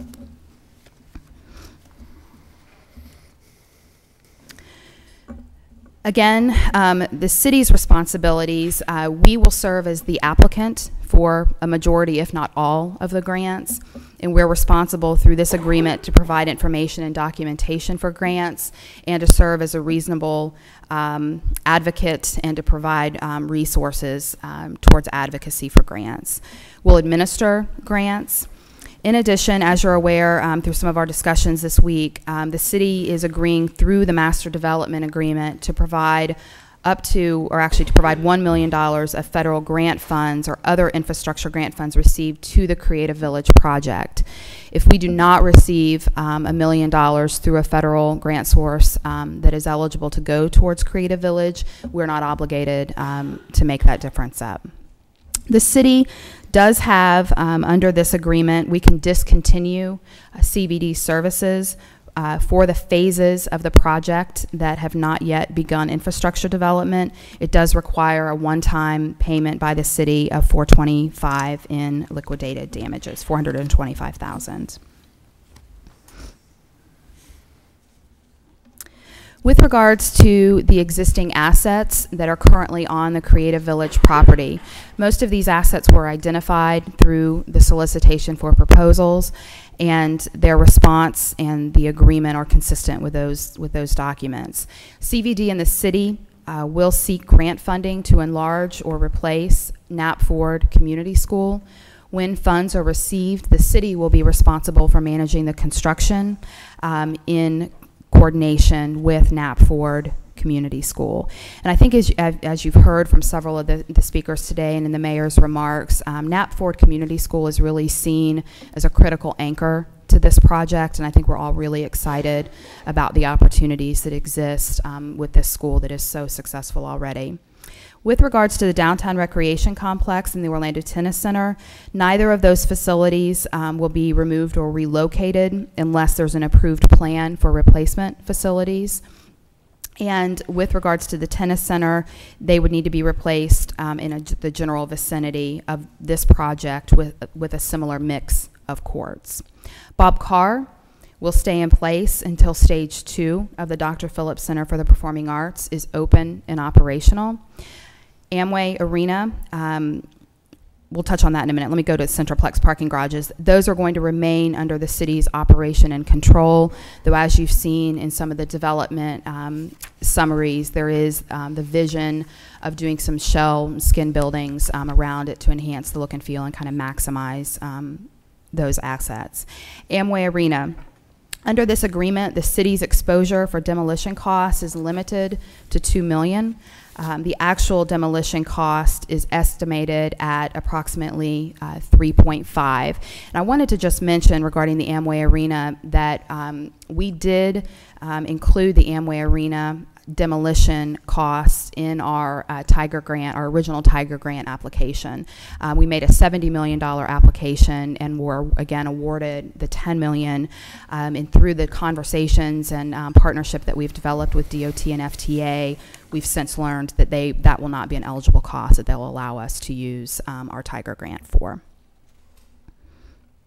Now I'd like to spend some time going over the purchase option agreement.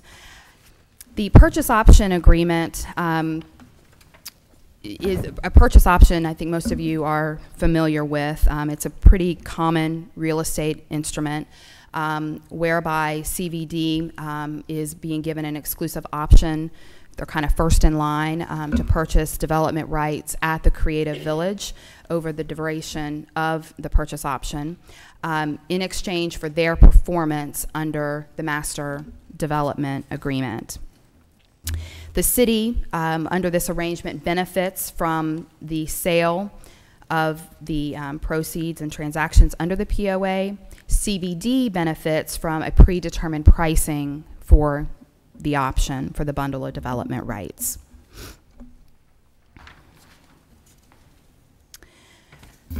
There's only a portion of the Creative Village site that has a predetermined CVD, what we're calling CVD option pricing. And I've got a slide a little bit down the road that kind of breaks that down for you. The remaining portion of the site is subject to market-based pricing.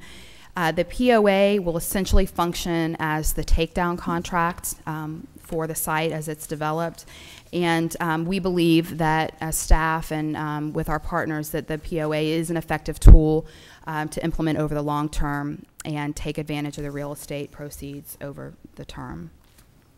The term of the agreement, similar to the Master Development Agreement, it's a 20-year agreement.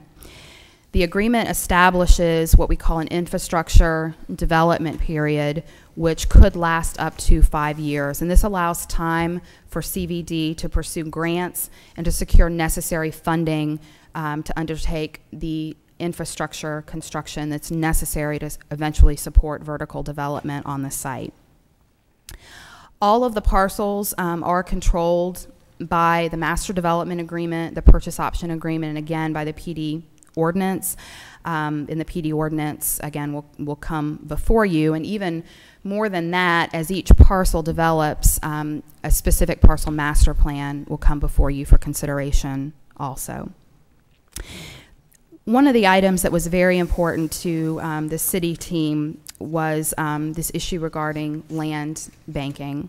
And the city has ultimate approval over the purchase contracts under the purchase option agreement, but more importantly, land cannot be land banked, whereby vertical construction must begin within 12 months of a contract being executed. In order to exercise their option to make a purchase, they have to show that they have secured sufficient funds to implement the site improvements that are necessary to support the vertical development that they're seeking to do. In addition, CVD must be in good standing and not have defaulted under either the Master Development Agreement, Purchase Option Agreement, or the PD ordinance. They will provide a notice of exercise to the city detailing the amount of property and development rights that they are interested in taking down. The city has the opportunity to review that notice of exercise and approve that. And this is the chart that I was telling you about. The CVD option price is predetermined, and if you see the first half of that chart shows you that the first half is for the CVD option pricing, the second half is for the amount of the development program that will be issued at a market-based price. There's also an annual escalation of 3% that will be applied. And I think it's important to point out that their starting price, and then once you add in the 3% escalator, their starting price actually assumes a value that takes into account the horizontal infrastructure being in place. So it's not what we would call a cheap price, but rather it's a fair price based on, again, the value of that land with the infrastructure being in place. So that it's a greater value than what it would be if it were to sell today. The market-based price you'll see below, and that is for the remainder of the development program, and the pricing for the parcels that are taken down for those portions of the development program will be, again, determined by the market. Under the purchase option agreement, CVD may assign to a third party if the purchase price is more than the option price. If they are to do that, the city obtains all of the proceeds related to the option price, and then we're left with what's called the boot, which is the delta. That boot is actually split 50-50 between the city and CVD, because we do want to encourage property being sold at the market rate. But I think it's important to realize and to understand that that boot that CVD would be eligible for is not able to exceed $10 million.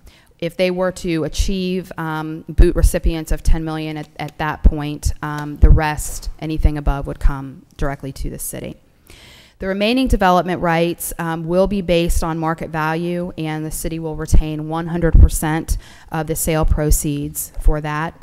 And CVD does have the option to purchase portions of those development rights that are within that market rate column, just like any other market participant could. And I think what's interesting about this component is that we've talked about this being such a community-wide project, and questions were asked, well, if we enter into a development agreement with Creative Village Development LLC, is there an opportunity for anybody else to be engaged in this project? And that was important to us, and this ensures that there is opportunity for all that are interested to be engaged in this project.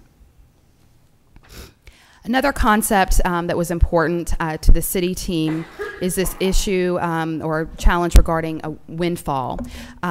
Because this is such a long-term project, the market value of some of the option parcels could potentially escalate and go above what we've, in a substantial way, what we've estimated the option parcel price to be. If that were to occur, the city does have an opportunity to appraise the parcel and propose an alternate option price. So this will prevent any sort of windfall, unnecessary windfall or unjustified windfall per se, going to CVD LLC. In addition, if the property seems to be being taken down on a schedule that differs a little bit from our modeling and our expectations, this agreement allows for us to take a step back and readdress it and redefine the pricing that's associated. At this time, before we get into questions, and again, we have the whole city team here ready to answer any questions that you may have, I wanted to just touch on some of the comments that Mayor Dyer made in his opening remarks. Hank Fishkind, who's a very well-known economist, did a study on the Creative Village concept and development program, and has estimated that there will be 6,500 construction jobs created over the development timeline, with $227 million in payroll, 4,800 direct permanent jobs within the Creative Village at build-out. This does not account for the indirect jobs that will be created off-site throughout our economy in our community. Future vertical development is valued at anywhere from $800 million to $1 billion, which will generate tax revenues of approximately $12 to $16 million annually. So at this time, that concludes our presentation, and we'll move into questions. Questions, Commissioner Lineham, you're recognized. I was thinking we were going to hear some more about the finances that we're obligated to from our own financial person, but if we're not, well, it doesn't matter who answers, I guess. My question is, and it has been, and I didn't, well, my question is, we committed $2 million, but I don't ever remember discussing it actually, but I'd like to know the $2 million that we committed in the venues budget for this demolition. What more are we obligated to spend from city dollars, whether it's in contingency, whether it's in some budget? Are there any more funds anywhere that have not been disclosed to council, to the public, or to anyone? Rebecca, actually, That's we're going to test out this microphone. I believe this microphone works mainly for our television audience, so I'm going to speak loudly for those of us in the room. In August of 2009, as we began to evaluate the activities that needed to be taken place to put the Amway Center into place, one of the things that was discussed and identified was the necessity to have the demolition of the old arena. We were required to decommission it as a part of our agreement with the Orlando Magic, and we began to look at the expenses that were necessary to accomplish that task.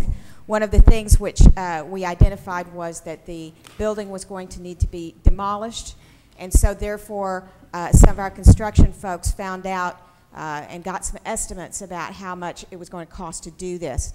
At that particular time, we did not take it further than simply to identify that our contingency contained a sufficient enough amount of money to be able to do that particular demolition, and we deferred bringing anything to council until we had a firm number as to what that would be, and then to bring an appropriation request to you. We are now bringing you know, this option or this capability to you in this agreement. So that $2 million, as I say, has been an item of discussion amongst our project team, and we have identified in contingency, and this contingency has come from excess investment earnings that we have earned on the project fund, the infrastructure project fund for Amway Center. I guess the $1 million from federal grant funds that we may find or may be able to obtain, I believe has already been discussed. And then finally, I want to remind the council that in, I believe it was November of this year, we brought a BRC action that created a fund, a contingency, a project contingency for Creative Village of $1 million. That contingency was not identified or budgeted from the perspective of its use, and we fully intended at that time, and will continue to intend, to come back to the City Council when we have a contract for use of that, or if we need, you know, at whatever point we're going to appropriate it for specific use.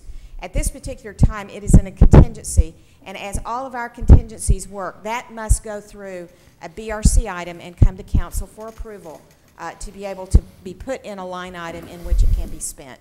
We do not spend directly out of our contingency line items. Well, you said you intended to intend. It's the first time you said intended to intend. Well, intended to intend.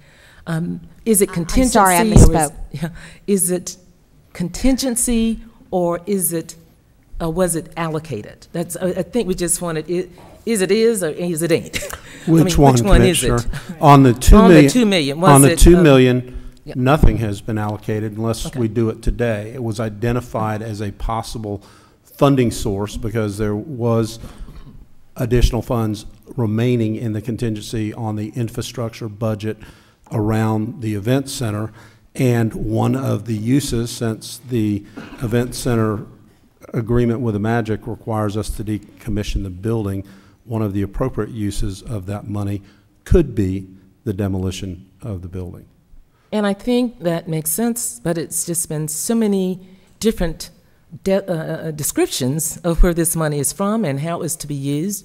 First, it was put there in the general infrastructure budget and was designed for this purpose, or it's the interest from the money that was there, or it's just so many, it seems moving, so much movement in it, that I support the $2 million. I just simply want to know where it come from.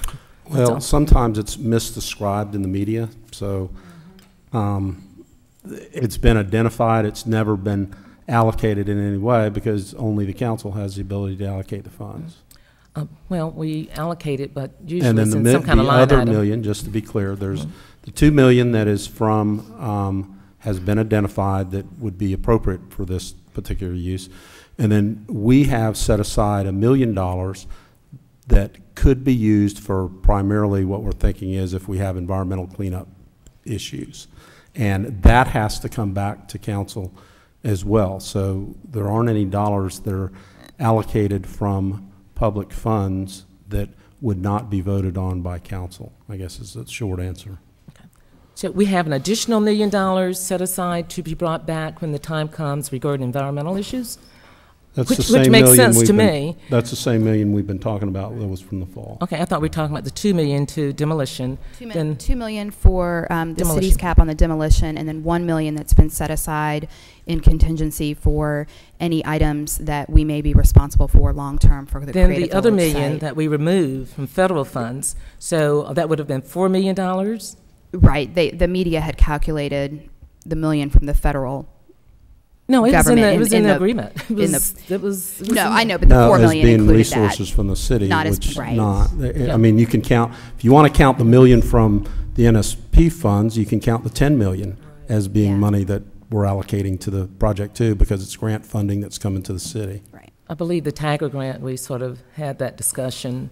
I'm trying to understand for myself and my district and the people of this city something about the money. And I'm not really trying to be facetious. I just think I ought to deserve a straight answer. That's all. Do we have $1 million set aside for environmental issues, or we have them in contingency somewhere, knowing the environmental potential problems over there? Ma'am, I just want to make myself very clear here.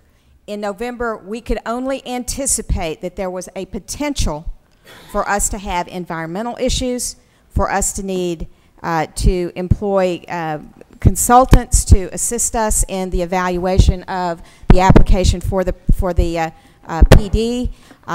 Another thing that we may end up needing to do, if you in the agreement, we may need to do an appraisal in the event that we believe that the value of the land has exceeded that which we had expected. Those appraisals have to be paid for. We were trying to be prudent to be able to set aside some funding so that we would not be coming to you in an emergency basis trying to get something done. We just wanted to be prudent in setting that aside. At this particular point, that money is in a contingency line item because we have not identified a specific amount that needs to be spent for any of these things. In the event that we have a need that's identified, we will bring that to the council for appropriation, and the source of that will come from that contingency line item. That money comes from our capital improvement fund, not from the community venues project. The $2 million that we have talked about that's in contingency in the Amway Center fund is for demolition, and that is in a contingency as well. The source of that funding is excess interest earnings on the construction fund. As you might imagine, we try to anticipate what our interest earnings are going to be so that we take down as little debt as possible. But the good news is that we actually made more money than we expected to, and so as a result, this additional money is available but must be spent on expenses associated with the Amway Center or any of our obligations with regard to the Amway Center. Okay. I do remember we had a contingency line for CRA. Now, can someone bring me the budget and let me see this contingency line item? Where in the budget? How many millions do we have in contingency? At the end of fiscal 2010, which is the point in time in which we actually moved the excess interest earnings into that line item, it was around $3.5 million. It was $2.5 million a year ago. We had an additional $1 million that we made this year in this last fiscal year in interest earnings. Okay. And that's basically off of the capital improvement fund? Yes, it is. Okay. I'm sorry, ma'am. No, that is off of the project construction fund for infrastructure for Amway Center. Okay. What about how much is coming off of capital improvement? The amount that's in capital improvement is the $1 million that the council approved in November for that purpose. Okay. Was that out of CRA? No, it was not. Okay. So we still have $1 million CRA in contingency somewhere? We have more than $1 million in contingency in the CRA. Well, I wasn't going after the big dollars. I thought there was fund just a balance little is $1 large. million contingency or something there. And I just want to know whether that was going to be used. Let me back up now. We have $1 million for environmental concerns. We have money aside for appraisals. We have $1 million for capital improvement dollars. For either of these, we may choose to use it for. No. It's all. Commissioner, all of that is expected to be included within the $1 million that's been set aside. Okay, so we aren't going to take the whole 3.5 million contingency. We're just going to pull $1 million out of that. Correct. And out of capital improvement, we're going to pull the $1 million. Okay. Let me correct that. Is that $2 please. million then, or $1 million? Let's first take the Amway Center infrastructure project. In the Amway Center infrastructure project, we have a contingency amount at this particular point of $3.5 million. Okay. We will be taking $2 million from that balance for the demolition of the Amway Arena. Got it. And leave your balance of $1.5 million in the contingency. 1.5 will be left, and we would come back to you if we wanted to use that for any other purpose. Okay. I.e. environmental? It would have to be related to the Amway Center. Well, I think there's going to be a lot of environmental issues over there. Okay, and then over in the Capital Improvement Fund, in November, $1 million was set aside. That $1 million can be used for appraisals, for consulting fees associated with the PD, for appraisals that we may need to do on the property in the event that we believe that it's more valuable than our option price. All of those various types of expenses, and ones which I can't actually name right now because I wouldn't know what they would be, that would come our way. We would come back to City Council with requests to use that particular $1 million and give you the specifics about each expenditure as it came about. So these are the committed dollars for CVD from the city for now and for the future.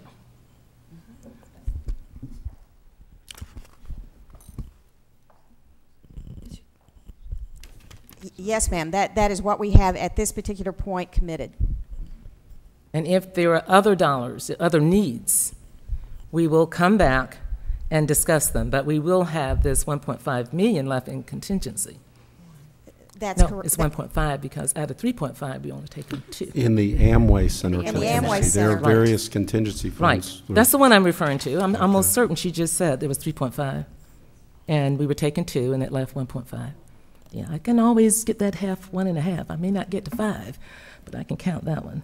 And then I'm certain she said that there was $1 million from capital improvement that we voted on in November. That's $3 million. Correct. Hello.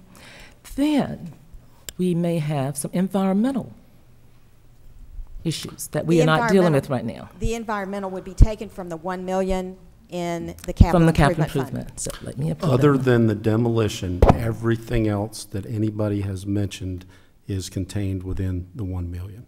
Okay. So that's $3 million total. Thanks. But there could be some more in the future, right? Certainly, we're trying to anticipate that, and that's why we've taken the steps that we have. But we'll have to come back to you in the event that occurs. I was just trying to give a head, what do you call a heads up, that you can anticipate, or you may, or whatever. And I believe we spent almost $1 million just trying to build that forward in terms of environmental issues. So just with history. $1 million just didn't quite get my attention on that area. Let me ask a couple more questions since the financial piece is done. I know some people are going to want to know, what is the title, what is the role of the description for DVC? The city continues to own the property. They are the master developers and contractors. And we still have anonymity when it comes time if you want to buy some property. Correct. The city will maintain ownership of all of the assets and land until such time that we sell it through a purchase option. And DVD will just have first rights of refusal. Yes, CVD has their benefit under the purchase option agreement is that they are first in line, okay. And they do have property at a preferred option price, but again, it's only on a certain amount of the development rights. Okay. Let me ask you, my first alarm came with the blueprint because it says that this organization, this Creative Village Development, LLC, was only going to do horizontal, meaning everything underground, on top of ground infrastructure, And to me, infrastructure means lots of jobs. But that if a third party were to come in, go vertical, that in essence, our blueprint philosophy would just literally be thrown out of the way. With all of the money we're putting into and have with this land that was city land, unless someone pays absolute market value, I expect them to abide by our philosophy. And that means we're putting all this money in infrastructure. Is that because that's what we have to do in order to sell the property and thusly have no authority? I mean, I like the language that has been included, that we're going to stand by our philosophy of the blueprint. But I just want to know, for the public sake, what are we seeing? Even with the dollars we're inserting into this process, public dollars, that we have no right to expect diversity in the construction of these jobs for anybody who comes in from Timbuktu. Commissioner, in response to your question, we have included language that does require CVD as the master developer to achieve all of the city's blueprint goals as it relates to all of the horizontal infrastructure. In addition to that, there is language that clearly states that it is the city's philosophy is to include diversity in all of the work that happens in the city. And I do believe that Creative Village Development LLC will work to achieve that the best that they can. We were not able to include the blueprint as it relates to third-party sales because, again, those are at a market rate, so it's not an incentivized price. Now, certainly, if somebody were to come forward and want to do a development and seek, I'm going to use the example, seek state job creation funds, that the city would require the city to participate on a local match. If there were extenuating circumstances, we would certainly, I think, have the ability to work with those on a project-by-project basis. But our goal is to do the best that we can to achieve blueprints on all of the development. But I think more importantly, we probably need to ask Craig to, do you want to speak to that at all? So in the market value, are they going to pay us back all our infrastructure dollars that we spent? Or are we going to prorate it? No. That way, to me, as long as we have a penny invested, they owe us a blueprint. Mayor, Commissioners, how are you today? Commissioner, if someone is going to come in and buy at market, that is our return on investment, that market value. The infrastructure that we've put into the ground, comes back to us. Everything we've done, we get that as part of that market value. So if I have a home that's worth $200,000, I go through and I add on another room, a 2-car garage. When I sell my home, the market's going to reward me for that, and that's going to be our payback for putting that in there. Okay, thank you. That's the answer in a nutshell, and Brooke was correct. The idea and the philosophy of the blueprint we're completely on board with. We all want the same thing. Okay. We completely understand that on master horizontal development, you have our commitment and Bank of America's commitment to do that on anything that we develop and anything that involves public funds. You're doing a 20-year agreement, and you have the potential to sell at quote-unquote market. The market will pay you back for the infrastructure and needs to be left to the market to develop some of the things that the market may take us to. This ends up being hundreds and hundreds and hundreds of millions of dollars in potential work that goes to the blueprint. It's a significant amount of money that goes that way, and that was important to us, and I think you have that commitment from us. And that's why I'm having this discussion, because anything for 20 years, I will not be here. Yeah. And I believe good public policy is long-term policy. Anybody makes some policy good for today, that's bad public policy. And I just want something that I believe is great for our city to look past your life. You're younger than we are, some of us. So it'll go down the line as much as possible, as much as new people are elected who have this philosophy. Yes. Now, of course, if we get some Tea Party folks up in here, I mean, we may all go back to whenever, but that's neither here nor there. I'm not trying to be... The good news is that the way I this deal just is believe structured, good public policy ought to be long-term, effective policy, and ought to look to the future for its residents. And I know what you're saying, I know what Roxanne is saying, I know what council says, but the minute, if it's not written, it sort of goes away. And I've seen it right here in my short, let's see, what's 1998 to now, whatever that is, 13 years, 12 years. I'm just saying I've seen things we voted on just completely go away, and it's bad things. So that's why. So we think the agreement says that, and we agree with you, and we think it says Right. what Brooke and Kevin Thank said you. it just says. Thank you. Now, Roxanne, I have a question for you before I stop, because I'm looking out for the future. And Yes, of course, ma'am. the future, this part is in my district for now. It may not be later, but for right now, it is. And so far, nobody ever wanted it. So I don't mind keeping it, and I've enjoyed representing Paramore. So I appreciate the letter I received from you. And this was a follow-up, council, to a meeting we had, and Roxanne's agreement to go literally beyond this agreement to do things in Paramore. And do you mind if I just express two things that you wrote? I'm not going to go into details. No, not at all. But one of them is in the construction, and we will work very closely on NAP Forward with the city council members. Well, not city council, city staff. But one of the things we're going to do differently is have Leela and all of the folks who do housing help identify and shore up our should-os in the community, where Absolutely. community-based organizations can partner with this construction and with this process. And Leela, you weren't there, I'm sorry, but Kevin was, so I'm telling you now. And the other piece was that there will be another school involved in this, if possible. And I shared with the group that Harvest Academy was in Paramore long before Knapford School. 5 years. As a matter of fact, it was Harvest Academy that helped us get Knapford School by coming to every school board meeting, giving testimony. So Roxanne, through Bank of America, has agreed to that. And let me see, what was the other from the community Harvest? And I know another, other than Harvest, was computer laboratories. I think the one thing we've done with the Magic, and I did a, what do you call it, a commercial like for Comcast, was the work Orlando Magic has done in Orlando, but I had to speak to my district because of those computer labs that they've done.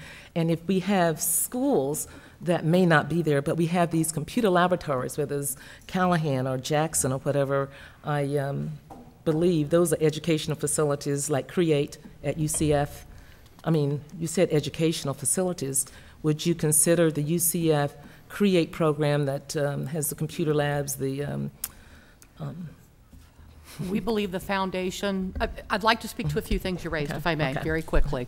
The first thing I would say is that Bank of America Community Development Corporation will embody blueprints, fundamentals, and very likely exceed those requirements. Great. In Tampa at the Encore right now, we have 59% minority participation, and we're publishing that. So we also believe the importance of creating job opportunities in the neighborhood. In regards to the grant, we're going after a grant this year for Knapford School, and in the Department of Education grant cycles, they really look for a collaborative effort among schools. So, Commissioner, we would look to you and the city to lead us to how we can effectively create an application that will create opportunities, particularly in the Paramore neighborhood, but for more than one school. Absolutely. We'll have a stronger grant application, we'll have a better shot at winning. And in regards to the educational component and the computer laboratories, we're partnering with Harris Corporation and others as well, and we've point blank said to them, these are our priorities. How will you partner with us to help the neighborhood realize its highest outcome in education, because that's going to make the difference. Right, and I believe Byron told me, he and Kevin said that your letter to me will be put in the form at some point, a memorandum of understanding. And one of the things you had in the letter, you have your architect right now, and I believe that architect for Knapford is the original architect, Rosenbrito. Actually, Baker Barrios Architects is in a collaboration with them. One of the things that we recognize is when you go after federal funding, you have to have a project that is truly viable in the eyes of those who are reading that application. And to do that, you have to have a vision that is actually you can execute on. So we know that there has to be a 10-year plan for growth. There has to be architectural plans for construction. And we've started that process several months ago as a team to ensure that there was really a good shot at funding. Right. Well, I know you said the $3.5 million to demolish the what do we call it now? Amway Arena. Amway Arena. Oh, yeah, Amway Arena. Well, it costs more because you're trying to go green on the reuse of those materials. That's exactly right. We believe that preserving the concrete within the structure and reutilizing that for road base is an important part of the green initiative. And our objective is to acquire and obtain a gold LEED certification for the neighborhood. That attracts true market users to the neighborhood. Right. Did you know, are your partners able to get into work? I mean, like you have Michael Butler sitting there, and we're talking about demolition. I think he's the only one who got a job with you guys with City View. That's the only minority person worked on all the City View. Commissioner, I would tell you that we cast a very wide net, and we will be working directly with many partners to ensure that we really do create meaningful jobs. Do you know the highest green city in America? No, ma'am, I don't. Okay. It's Los Angeles. Thank you. Just want to know. But thank you, and I will work with Byron and Kevin to get this into a memorandum of understanding whenever we come back with this facility. That's all my questions for now, Mayor. Thank you, Commissioner. And Commissioner, on the demolition, it's kind of modeled after what we did on the Amway Center itself, which is we don't know what it's actually going to cost, but we've limited our risk to $2 million. So if that 3.5 ends up being $5 million, the development team is on the hook for anything over the estimate. So that limits our exposure in that regard. Commissioner Diamond. Thank you, Mayor.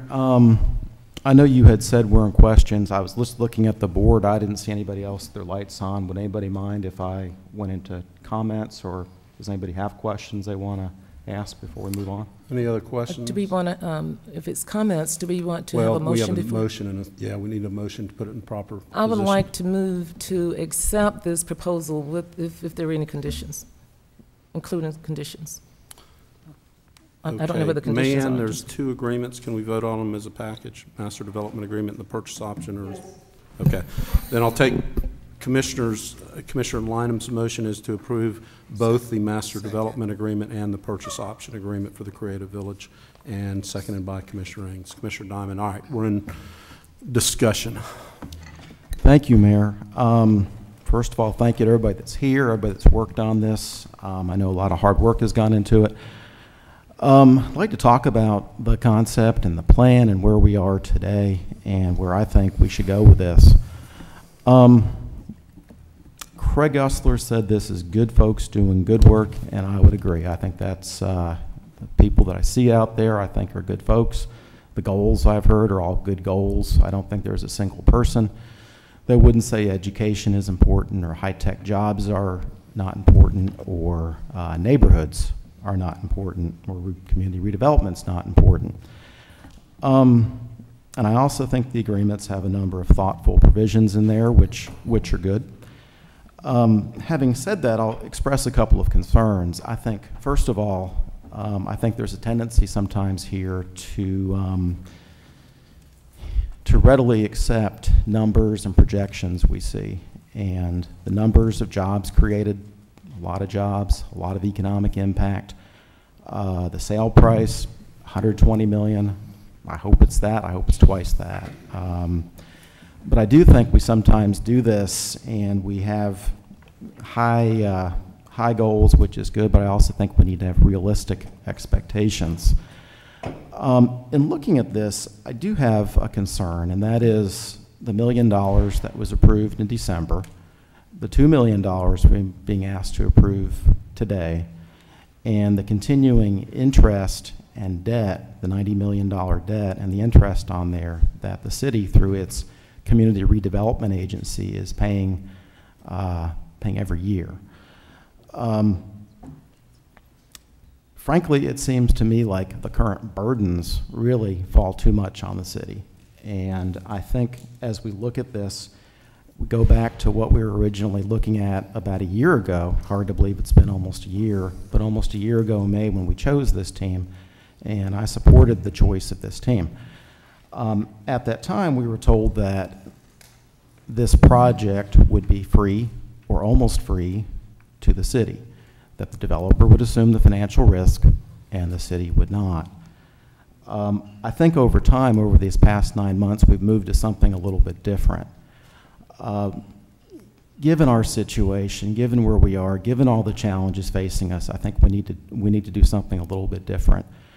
Originally, I came in here with the idea of suggesting that the developer provide another $3 million and interest for some period on the loan. I do think that the developer, other than the fees they're going to get for doing the work, is not going to see large amounts of money probably until things start selling and redeveloping over there. So what I would suggest is that we ask our staff to renegotiate a provision of this agreement, and that is the developer upfront some cash but be reimbursed from the proceeds of the sales down the road.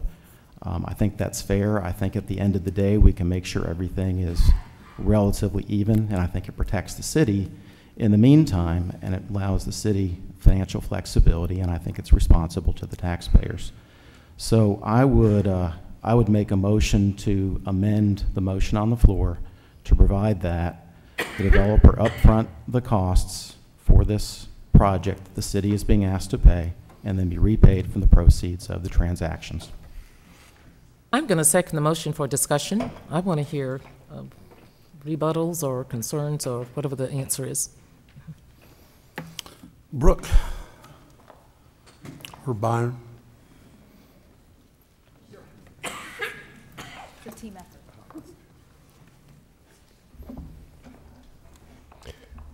I understand you correctly, Commissioner. Essentially what you're saying is revise the agreement so that the developer upfronts the roughly $2 million, 3.5. You said a figure. I wasn't sure if there was a dollar amount in mind that you were referring to. And I appreciate your asking that. Just to clarify, the additional $2 million that we're being asked to pay, as well as the $1 million that we already took some action on previously.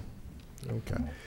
And then they would be reimbursed, or they would recover that upfront investment over time or through the proceeds, meaning I presume that we end up negotiating a different level of either market price, different market sales, so they're recovered in the sale of the property, i.e. a lower sales price.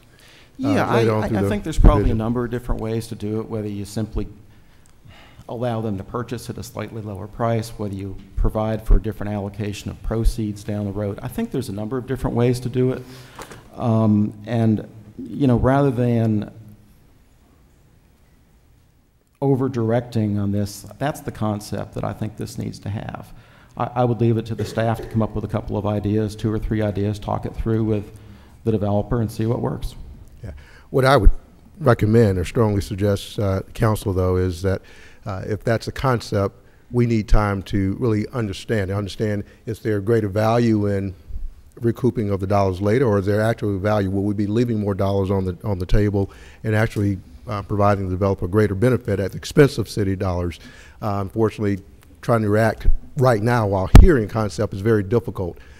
Rather move forward with the agreement we have in place, have the opportunity for discussions with the development team as well, because I just hearing it, it's difficult to really understand what those what all the implications could be, good or bad, fair or not fair for all the parties, but certainly from the city standpoint. So that's my that would be what I would suggest, Mayor, because it is a little difficult to really grasp that without hearing it just now today, as opposed to us having opportunity over the last week or so to really explore various options. Yeah, and quite honestly, I came in here expecting to make one type of motion, and actually listening to the presentation, I rethought exactly what I thought might be appropriate based on what I heard, and I understand it might take some thought, but on the other hand, I think it's an idea that ought to be pursued. May I respond to him too? Commissioner Sheehan had her light on, or was that for general discussion? No, it's because the motion, now that I'm hearing strictly for that.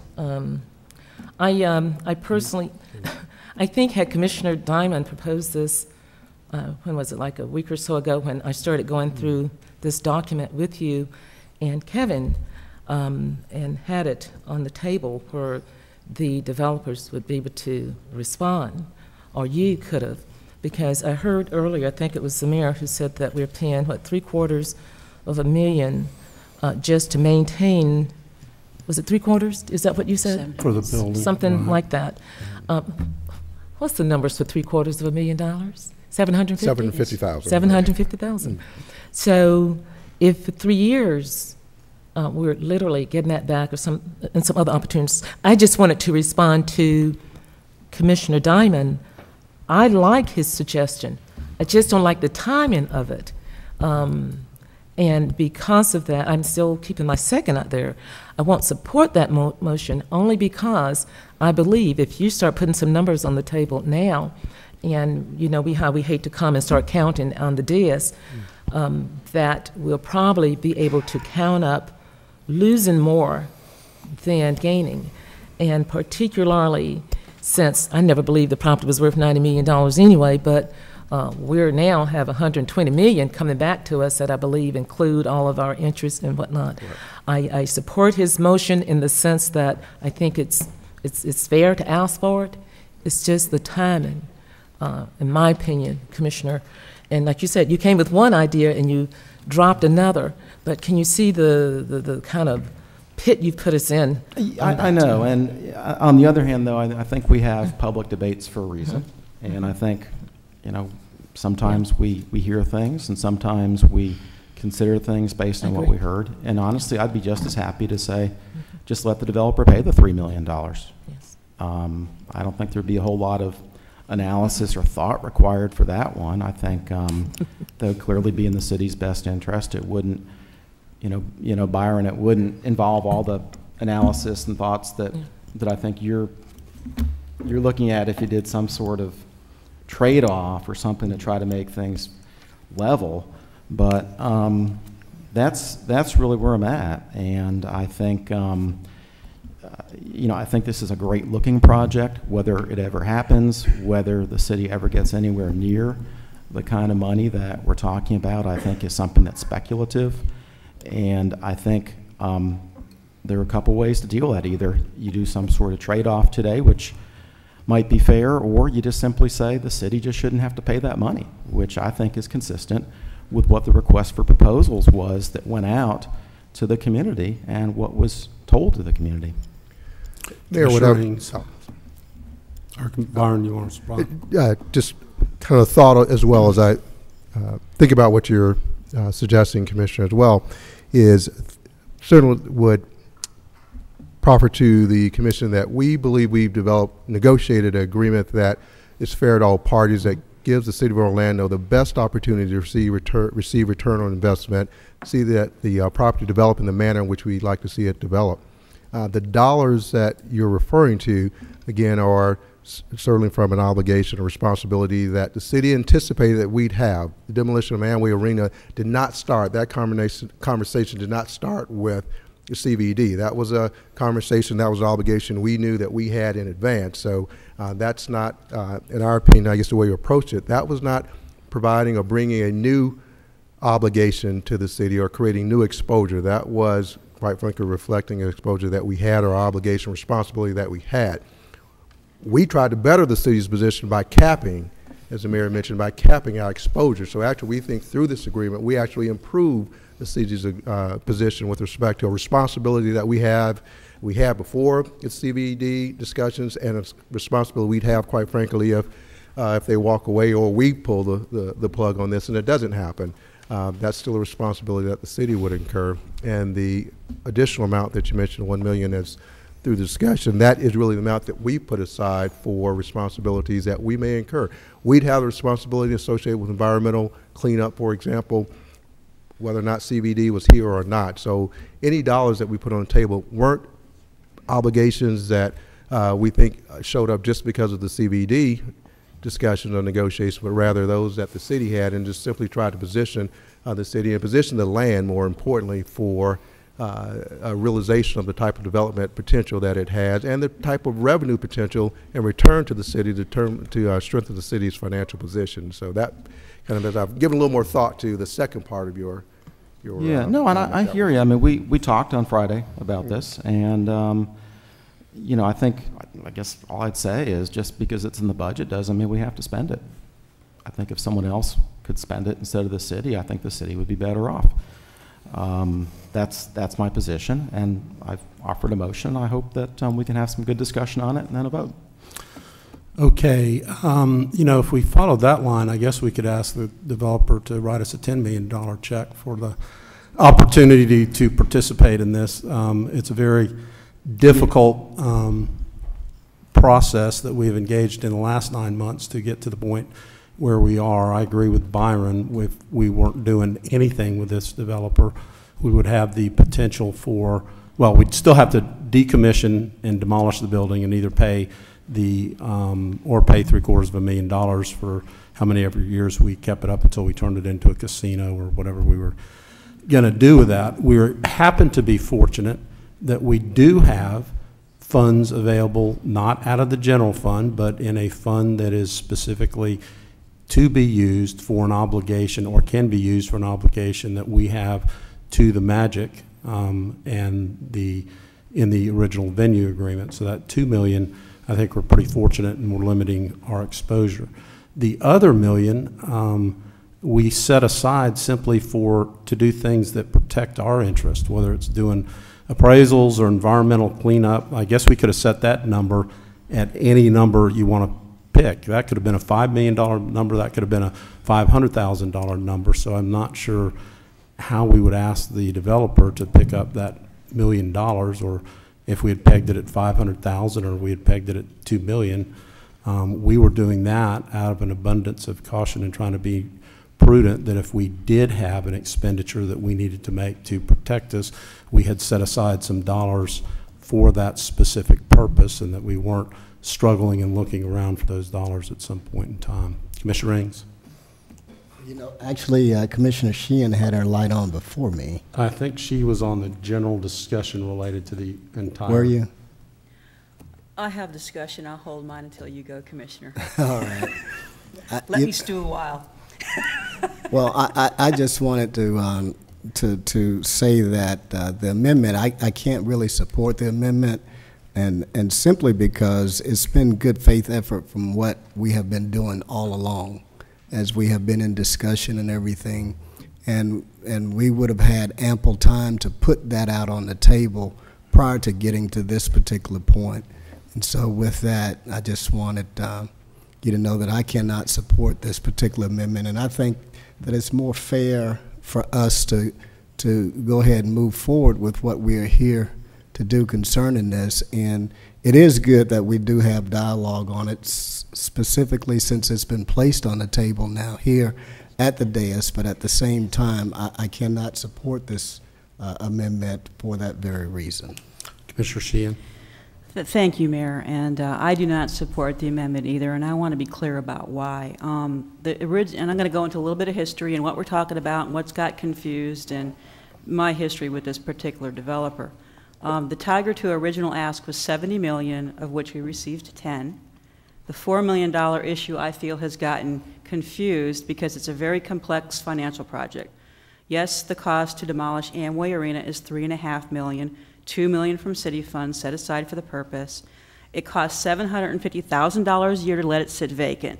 Now, I've lived next door to vacant property. It's not pretty. So better tear it down. The developer can pay the rest. The developer still may actually incur costs at the end of the day if it's above the $2 million. So that, I think that's very disingenuous to say that the developer is not going to be involved in this. So the thing is, the developer cannot get a loan for the demolition because there's no collateral. The city actually owns the land. Now, I've worked on some very complex real estate negotiations with some developers, and I understand that if we own the land, we have to do the demo before someone else can build on it. That's just common sense. Why this is becoming some thing about we're being this evil city and we're wasting people's money is nonsense. The grant application requested money for demolition but was denied, period. Okay, so we've got to get it to brownfield. Now, the mix-up, there's also the city contribution of $4 million, $2 million for the demolition, and $1 million is for the housing grant. Now, if we shouldn't build affordable housing in Paramore, I don't know where we should be building it. And then the $1 million is in contingency for the environmental contamination, the real estate issues, anything that could possibly come up. It may not even be used. That $1 million may not even be utilized. So by spending $2 million, $2 million is all we've actually got, we're going to be committing to today. We get a Tiger II grant of $10 million, which will jumpstart a project in a rough economy that will produce $120 million in project sales and $12 million in property taxes annually. Now, Commissioner Diamond, we're being questioned by a commissioner who received the largest economic development incentive in Orlando history. The Burnham Institute cost the city $32.7 million in construction and guarantees and $5 million in philanthropic matches. It was a great investment and took all the revenue generated by the real estate increases before the market fell. No one questioned this huge investment because we all up here worked as a collegial body to make this happen together. No one picked it apart. We worked together. We worked as a team. This is not happening today, and that's really, really unfortunate. I feel that Paramore deserves this de minimis level of investment by comparison. And the Creative Village is an important catalytic project with great value. Now, I trust this developer. His track record in Thornton Park is Thornton Park Central. He had to come to us for an economic incentive to help build his garage because he could not get a loan because it was very dangerous at the time. The banks wouldn't touch it. For every dollar of investment that we put in Thornton Park Central, it has returned $40 in increment and overall value. That's a good investment. That's why I believe in this project. That's why I'm kind of upset about the way that this has been played out, that this is some kind of a dirty deal. It is not. I'm really tired of, you know, if it's political stuff or whatever's going on up here on this dais, that somebody comes up with a good plan that we're doing a good thing for a community and our good intentions are being questioned yet again. This is a $2 million investment that will return a whole lot more to this city, that will create a situation where we have jobs, where we have education happening for underserved communities. It's a good project and we need to support it. Thanks, Mayor. Thank you, Commissioner. Commissioner Diamond. Thank you. You know, I'm not going to apologize for asking questions on behalf of taxpayers. I do think, though, in hearing about the difficulties in obtaining loans, one of the partners is Bank of America. I mean, I would hope, as one of the partners, Bank of America could help out as far as obtaining financing to work on this project. And I'd asked this question before and was told, well, it's a different part of Bank of America. It's the Community Development Corporation. It's not Bank of America per se, even though when we got this proposal 9 months ago, we saw Bank of America, we saw Merrill Lynch, we saw the big names, and now, well, we can't get financing. How are we going to do that? Well, you know, I think sometimes you got to ask the hard questions, and I'm certainly not questioning anybody's motives, and frankly, I'm insulted that somebody would say that I am. This is a business deal, and I think the city has an obligation to do the best it can for its taxpayers. I put this motion out there. I think it's something we should do, and if the council agrees, fine. If the council doesn't agree, that's fine too.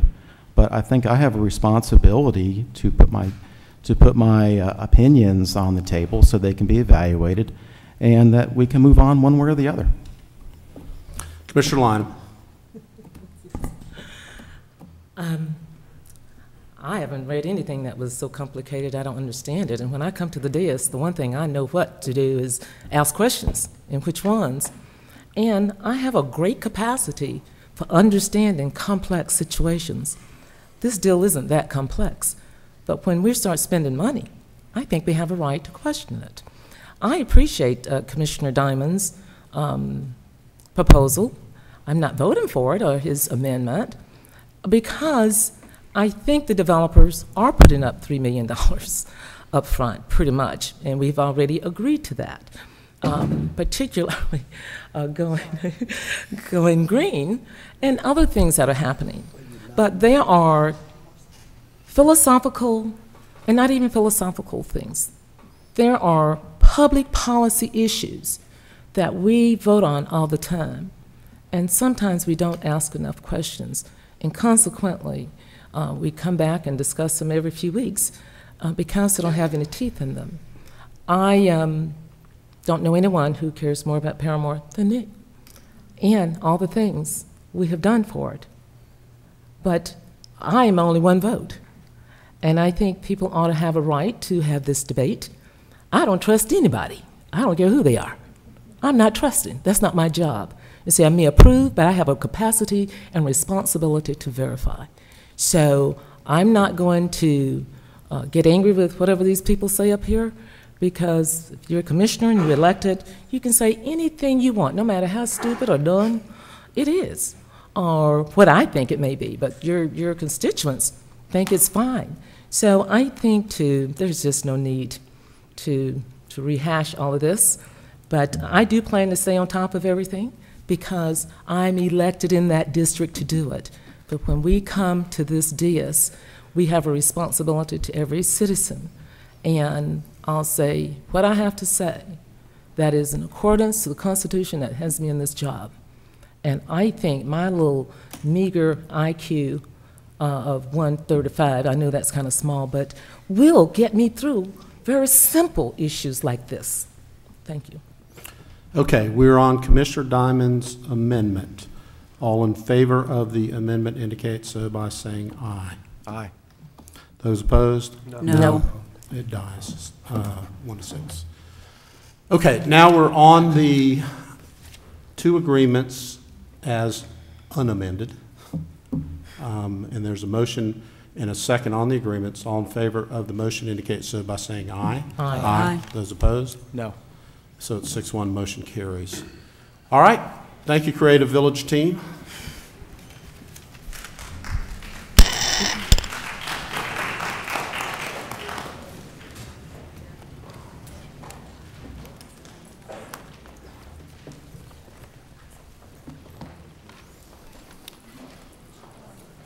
Kevin, you ready?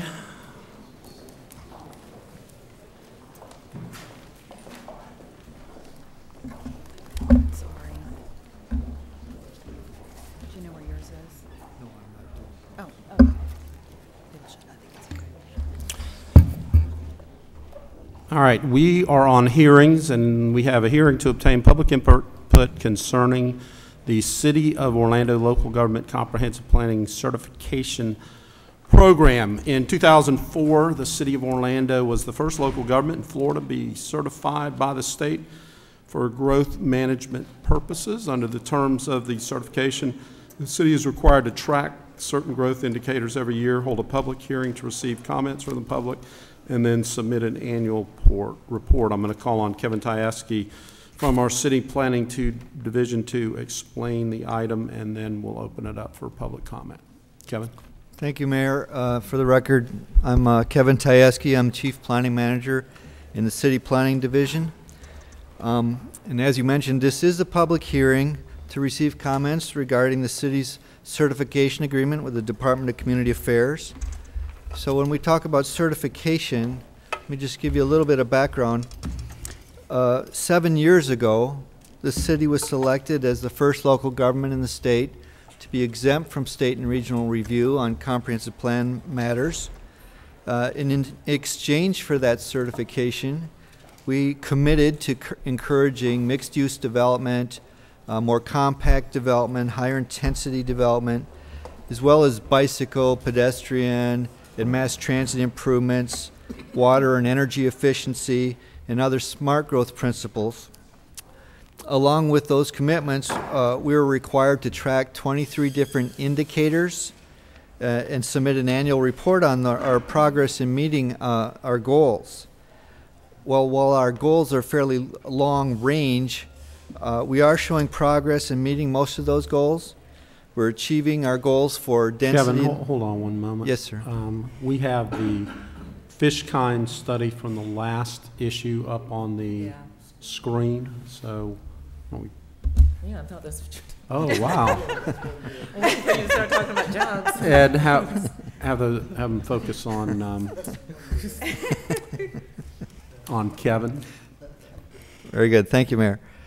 We are achieving our goals for density and intensity. compactness, street connectivity, mass transit headways, jobs, housing balance, water and energy efficiency, and housing affordability. So we're doing really well. There are a few areas where we're not achieving our goals. Essentially, the major one is owner occupancy. We have this objective to achieve 45% owner occupancy in the city within a 10-year period. We are right around 38%. It's not anything we can just do ourselves. It's really up to the market, and given the real estate industry right now, it's understandable. But overall, we believe that we're complying with the terms of the agreement. We're making progress in achieving our goals, and we're very happy to submit our report to the state this year. All of our indicators are presented in the 2010 annual report. You have a copy of that report. It's also posted on the city's website. So we're asking that you open the hearing for any public comment there might be, then accept our report and authorize us to transmit it to the Department of Community Affairs. Thank you. Okay, we will now open the hearing for public testimony. Is there anyone from the public that would like to comment? Then I will close the public hearing and entertain a motion to accept the local government comprehensive planning report and direct staff to transmit the final report to DCA if it still exists Right. in the next few weeks. Okay, it was a motion by Commissioner Lynham and a second by Commissioner Ings. Commissioner Stewart. No, I was doing the amendment. All in favor of the motion indicate so by saying aye. Aye. Those opposed, motion carries. Okay, we are on hearings, ordinances, second reading. Madam Clerk, number 1. Ordinance of the City of Orlando, Florida, amending the Growth Management Plan to amend the official future land use map by changing the future land use designation of certain properties from public, recreational, institutional to neighborhood activity center and office low intensity, providing for severability and an effective date. So moved. Second. Motion by Commissioner Ings, second by Commissioner Sheehan. Is there anyone from the public who would like to testify on this matter? Discussion among commissioners. Hearing none. John, did you want to testify? No. Okay. Hearing none, all in favor of the motion indicate so by saying aye. Aye. Those opposed, motion carries. Number 2, Madam Clerk. An ordinance of the City of Orlando, Florida, designating certain real property generally located north of Grand Street, south of Monte Carlo Trail, east of South Rio Grande Avenue, and west of South Orange Blossom Trail, comprised of 15.3 acres more or less as IG on the city's official zoning, as requested by the property owner, providing for severability, correction of scrivener's errors, and an effective date. Sam? That's me. Yeah. Motion So by Commissioner moved. Ings. So moved. Second. Second by Commissioner You know, I Sheehan. saw Monte Carlo and I thought about you. Does anyone from the public like to testify on this matter? And I didn't turn it. Discussion among commissioners. Hearing none, all in favor of the motion indicate so by saying aye. Aye. Those opposed. And so the motion carries. All right, number 3, Madam Clerk. An ordinance of the City of Orlando, Florida relating to pain management clinics and the abuse of prescription pain medication, adopting findings of fact, providing definitions, imposing a temporary moratorium on the opening of new pain management clinics and on the expansion or relocation of existing pain management clinics, prohibiting existing pain management clinics from conducting business on a cash-only basis, providing lawful hours of operation for such clinics, directing staff to study and report to the mayor on issues relating to pain management clinics by date certain, providing for penalties, severability, correction of scrivener's errors, and an effective date. So moved. Second. Motion by Commissioner Lynham, second by Commissioner Stewart. Commissioner Ings. Commissioner Ings. Motion by Commissioner Ings. Okay, motion by Commissioner Ings, second by Commissioner Stewart. Is there, let's see, Kyle, you want to refresh us on our Pill Mill ordinance? Sure. Yes, sir. Kyle Shepard, Assistant City Attorney. Before you is proposed ordinance 2011-9 relating to pain management clinics. You approved this ordinance on first reading unanimously a couple weeks ago. Staff is requesting that you adopt the ordinance today. Just to remind everybody, this ordinance would impose a temporary moratorium on the opening of new pain management clinics in Orlando. It would also establish a temporary moratorium on the relocation of the clinics within the City of Orlando and the expansion of existing clinics in the City of Orlando. The moratorium will expire on January 1st, 2012 or earlier if you rescind it. The ordinance also prohibits pain management clinics from conducting business as a cash-only business, and it restricts hours of operation from 8 a.m. to 8 p.m. It also creates a staff task force, and they'll provide a report back to the mayor and the city commission by October 1st of this year. Is there any questions about the ordinance or anything else? Questions of file, or you just have debate or comment, Commissioner? Comment. Okay. Let me see if there's any public testimony. Anyone from the public like to testify on this matter? All right. Staff handed me an article that was just posted on the Sentinel about 2 o'clock that the Department of Health closed down a pain management clinic on Friday, and it says East Colonial Drive near Old Cheney. That's probably in the county, I would guess, but they're certainly becoming a little more aggressive in the regulation of these pain clinics. Commissioner Stewart. Kyle, let me just first of all say thank you for your work. I appreciate it. I've had correspondence back and forth with Senator Ehrenberg in the last couple of weeks, and he obviously is very interested in what we're doing. I know that you're communicating with him as well. The only really question I have is, tell me about process in terms of selection for the task force. What is the next, assuming this is approved, what's the next process? The chief of police and the city attorney will appoint a staff team in the next 4 or 5 days. And those folks will be responsible for communicating their work back to each of you and to the mayor as well as they go through and conduct that work. One of the things that they're going to be looking at over the next few months is what the legislature does. The legislature has a couple bills filed before it already that would enhance some of the existing pain management clinic legislation, and there's some new legislation as well, particularly 2 filed by Senator Fasano, Senate Bills 810 and 816, I believe are the numbers. Last week as well, the Attorney General Pam Bondi also announced a series of initiatives, including some legislative recommendations. Some of those recommendations I haven't seen in an actual bill that's been filed yet, but as they are filed, we'll let you know about those and how they proceed through the legislative session coming up here in a few weeks. I'd love to figure out some way for you to communicate directly to Senator Ehrenberg about any categories of people we're missing for the task force. Just making sure that we're kind of covering every angle that he's covering statewide. I think he would like to use this as a model for what cities can do. Okay. And I appreciate your initiative and the mayor's initiative towards this. So thank you very much. Thank you, sir. Further discussion. Hearing none, all in favor of the motion indicate so by saying aye. Aye. Those opposed, motion carries. Let's move to ordinances on first reading, Madam Clerk. An ordinance of the City of Orlando, Florida, amending the city's growth management plan by changing the future land use map designation on property generally located south of the Metro West Development of Regional Impact, east of Turkey Lake, west of South Kirkman Road and L.B. McLeod Road, and comprised of about 9.92 acres from residential medium intensity with resource protection overlay in part and residential medium intensity in part to Community Activity Center, directing amendment of the city's official future land use map series, providing for severability, correction of scrivener's errors, and an effective date. So moved. Second. Motion by Commissioner Ing, second by Commissioner Sheehan. Is there anyone from the public like to testify on this matter? Discussion among commissioners. Hearing none, all in favor of the motion indicate so by saying aye. Aye. Those opposed, motion carries. Number 2, Madam Clerk. An ordinance of the City of Orlando, Florida, designating certain land generally located north of the beach line, State Road 528, south of Beltway Commerce Center, and east of the Central Florida Greenway, State Road 417, and comprised of 243.1 acres more or less as IG in part, IG/AN in part, C in part, and C/AN in part on the city's official zoning map, directing amendment of the city's official zoning map series, providing for severability, correction of scrivener's errors, and an effective date. So moved. Second. Motion by Commissioner Diamond, second by Commissioner Ortiz. Is there anyone from the public let's testify on this matter? Discussion among commissioners. Hearing none, all in favor of the motion indicate so by saying aye. Aye. Those opposed, motion carries.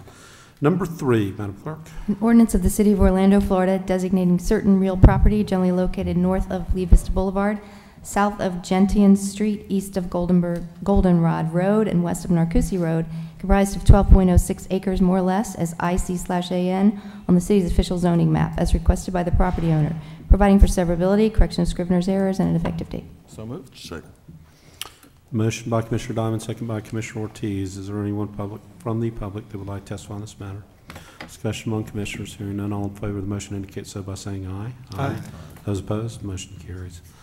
Number 4, Madam Clerk.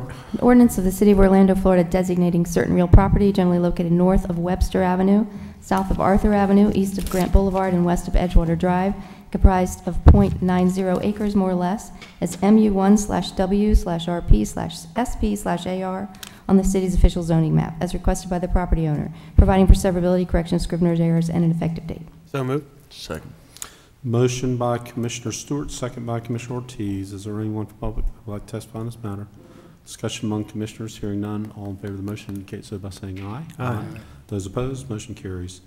Number 5, Madam Clerk. An ordinance of the City of Orlando, Florida designating certain land generally located north of W.D. Judge Drive, east of Mercy Drive, south of West New Hampshire Street, and west of John Young Parkway, and comprised of 1.42 acres more or less, as R3B/W in part and P/W in part on the city's official zoning map, directing amendment of the city's official zoning map series, providing for severability, correction of scrivener's errors, and an effective date. Second.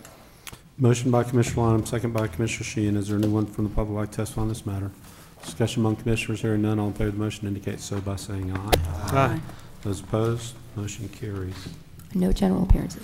All right, we have no general appearances today, so we, without objection, are adjourned.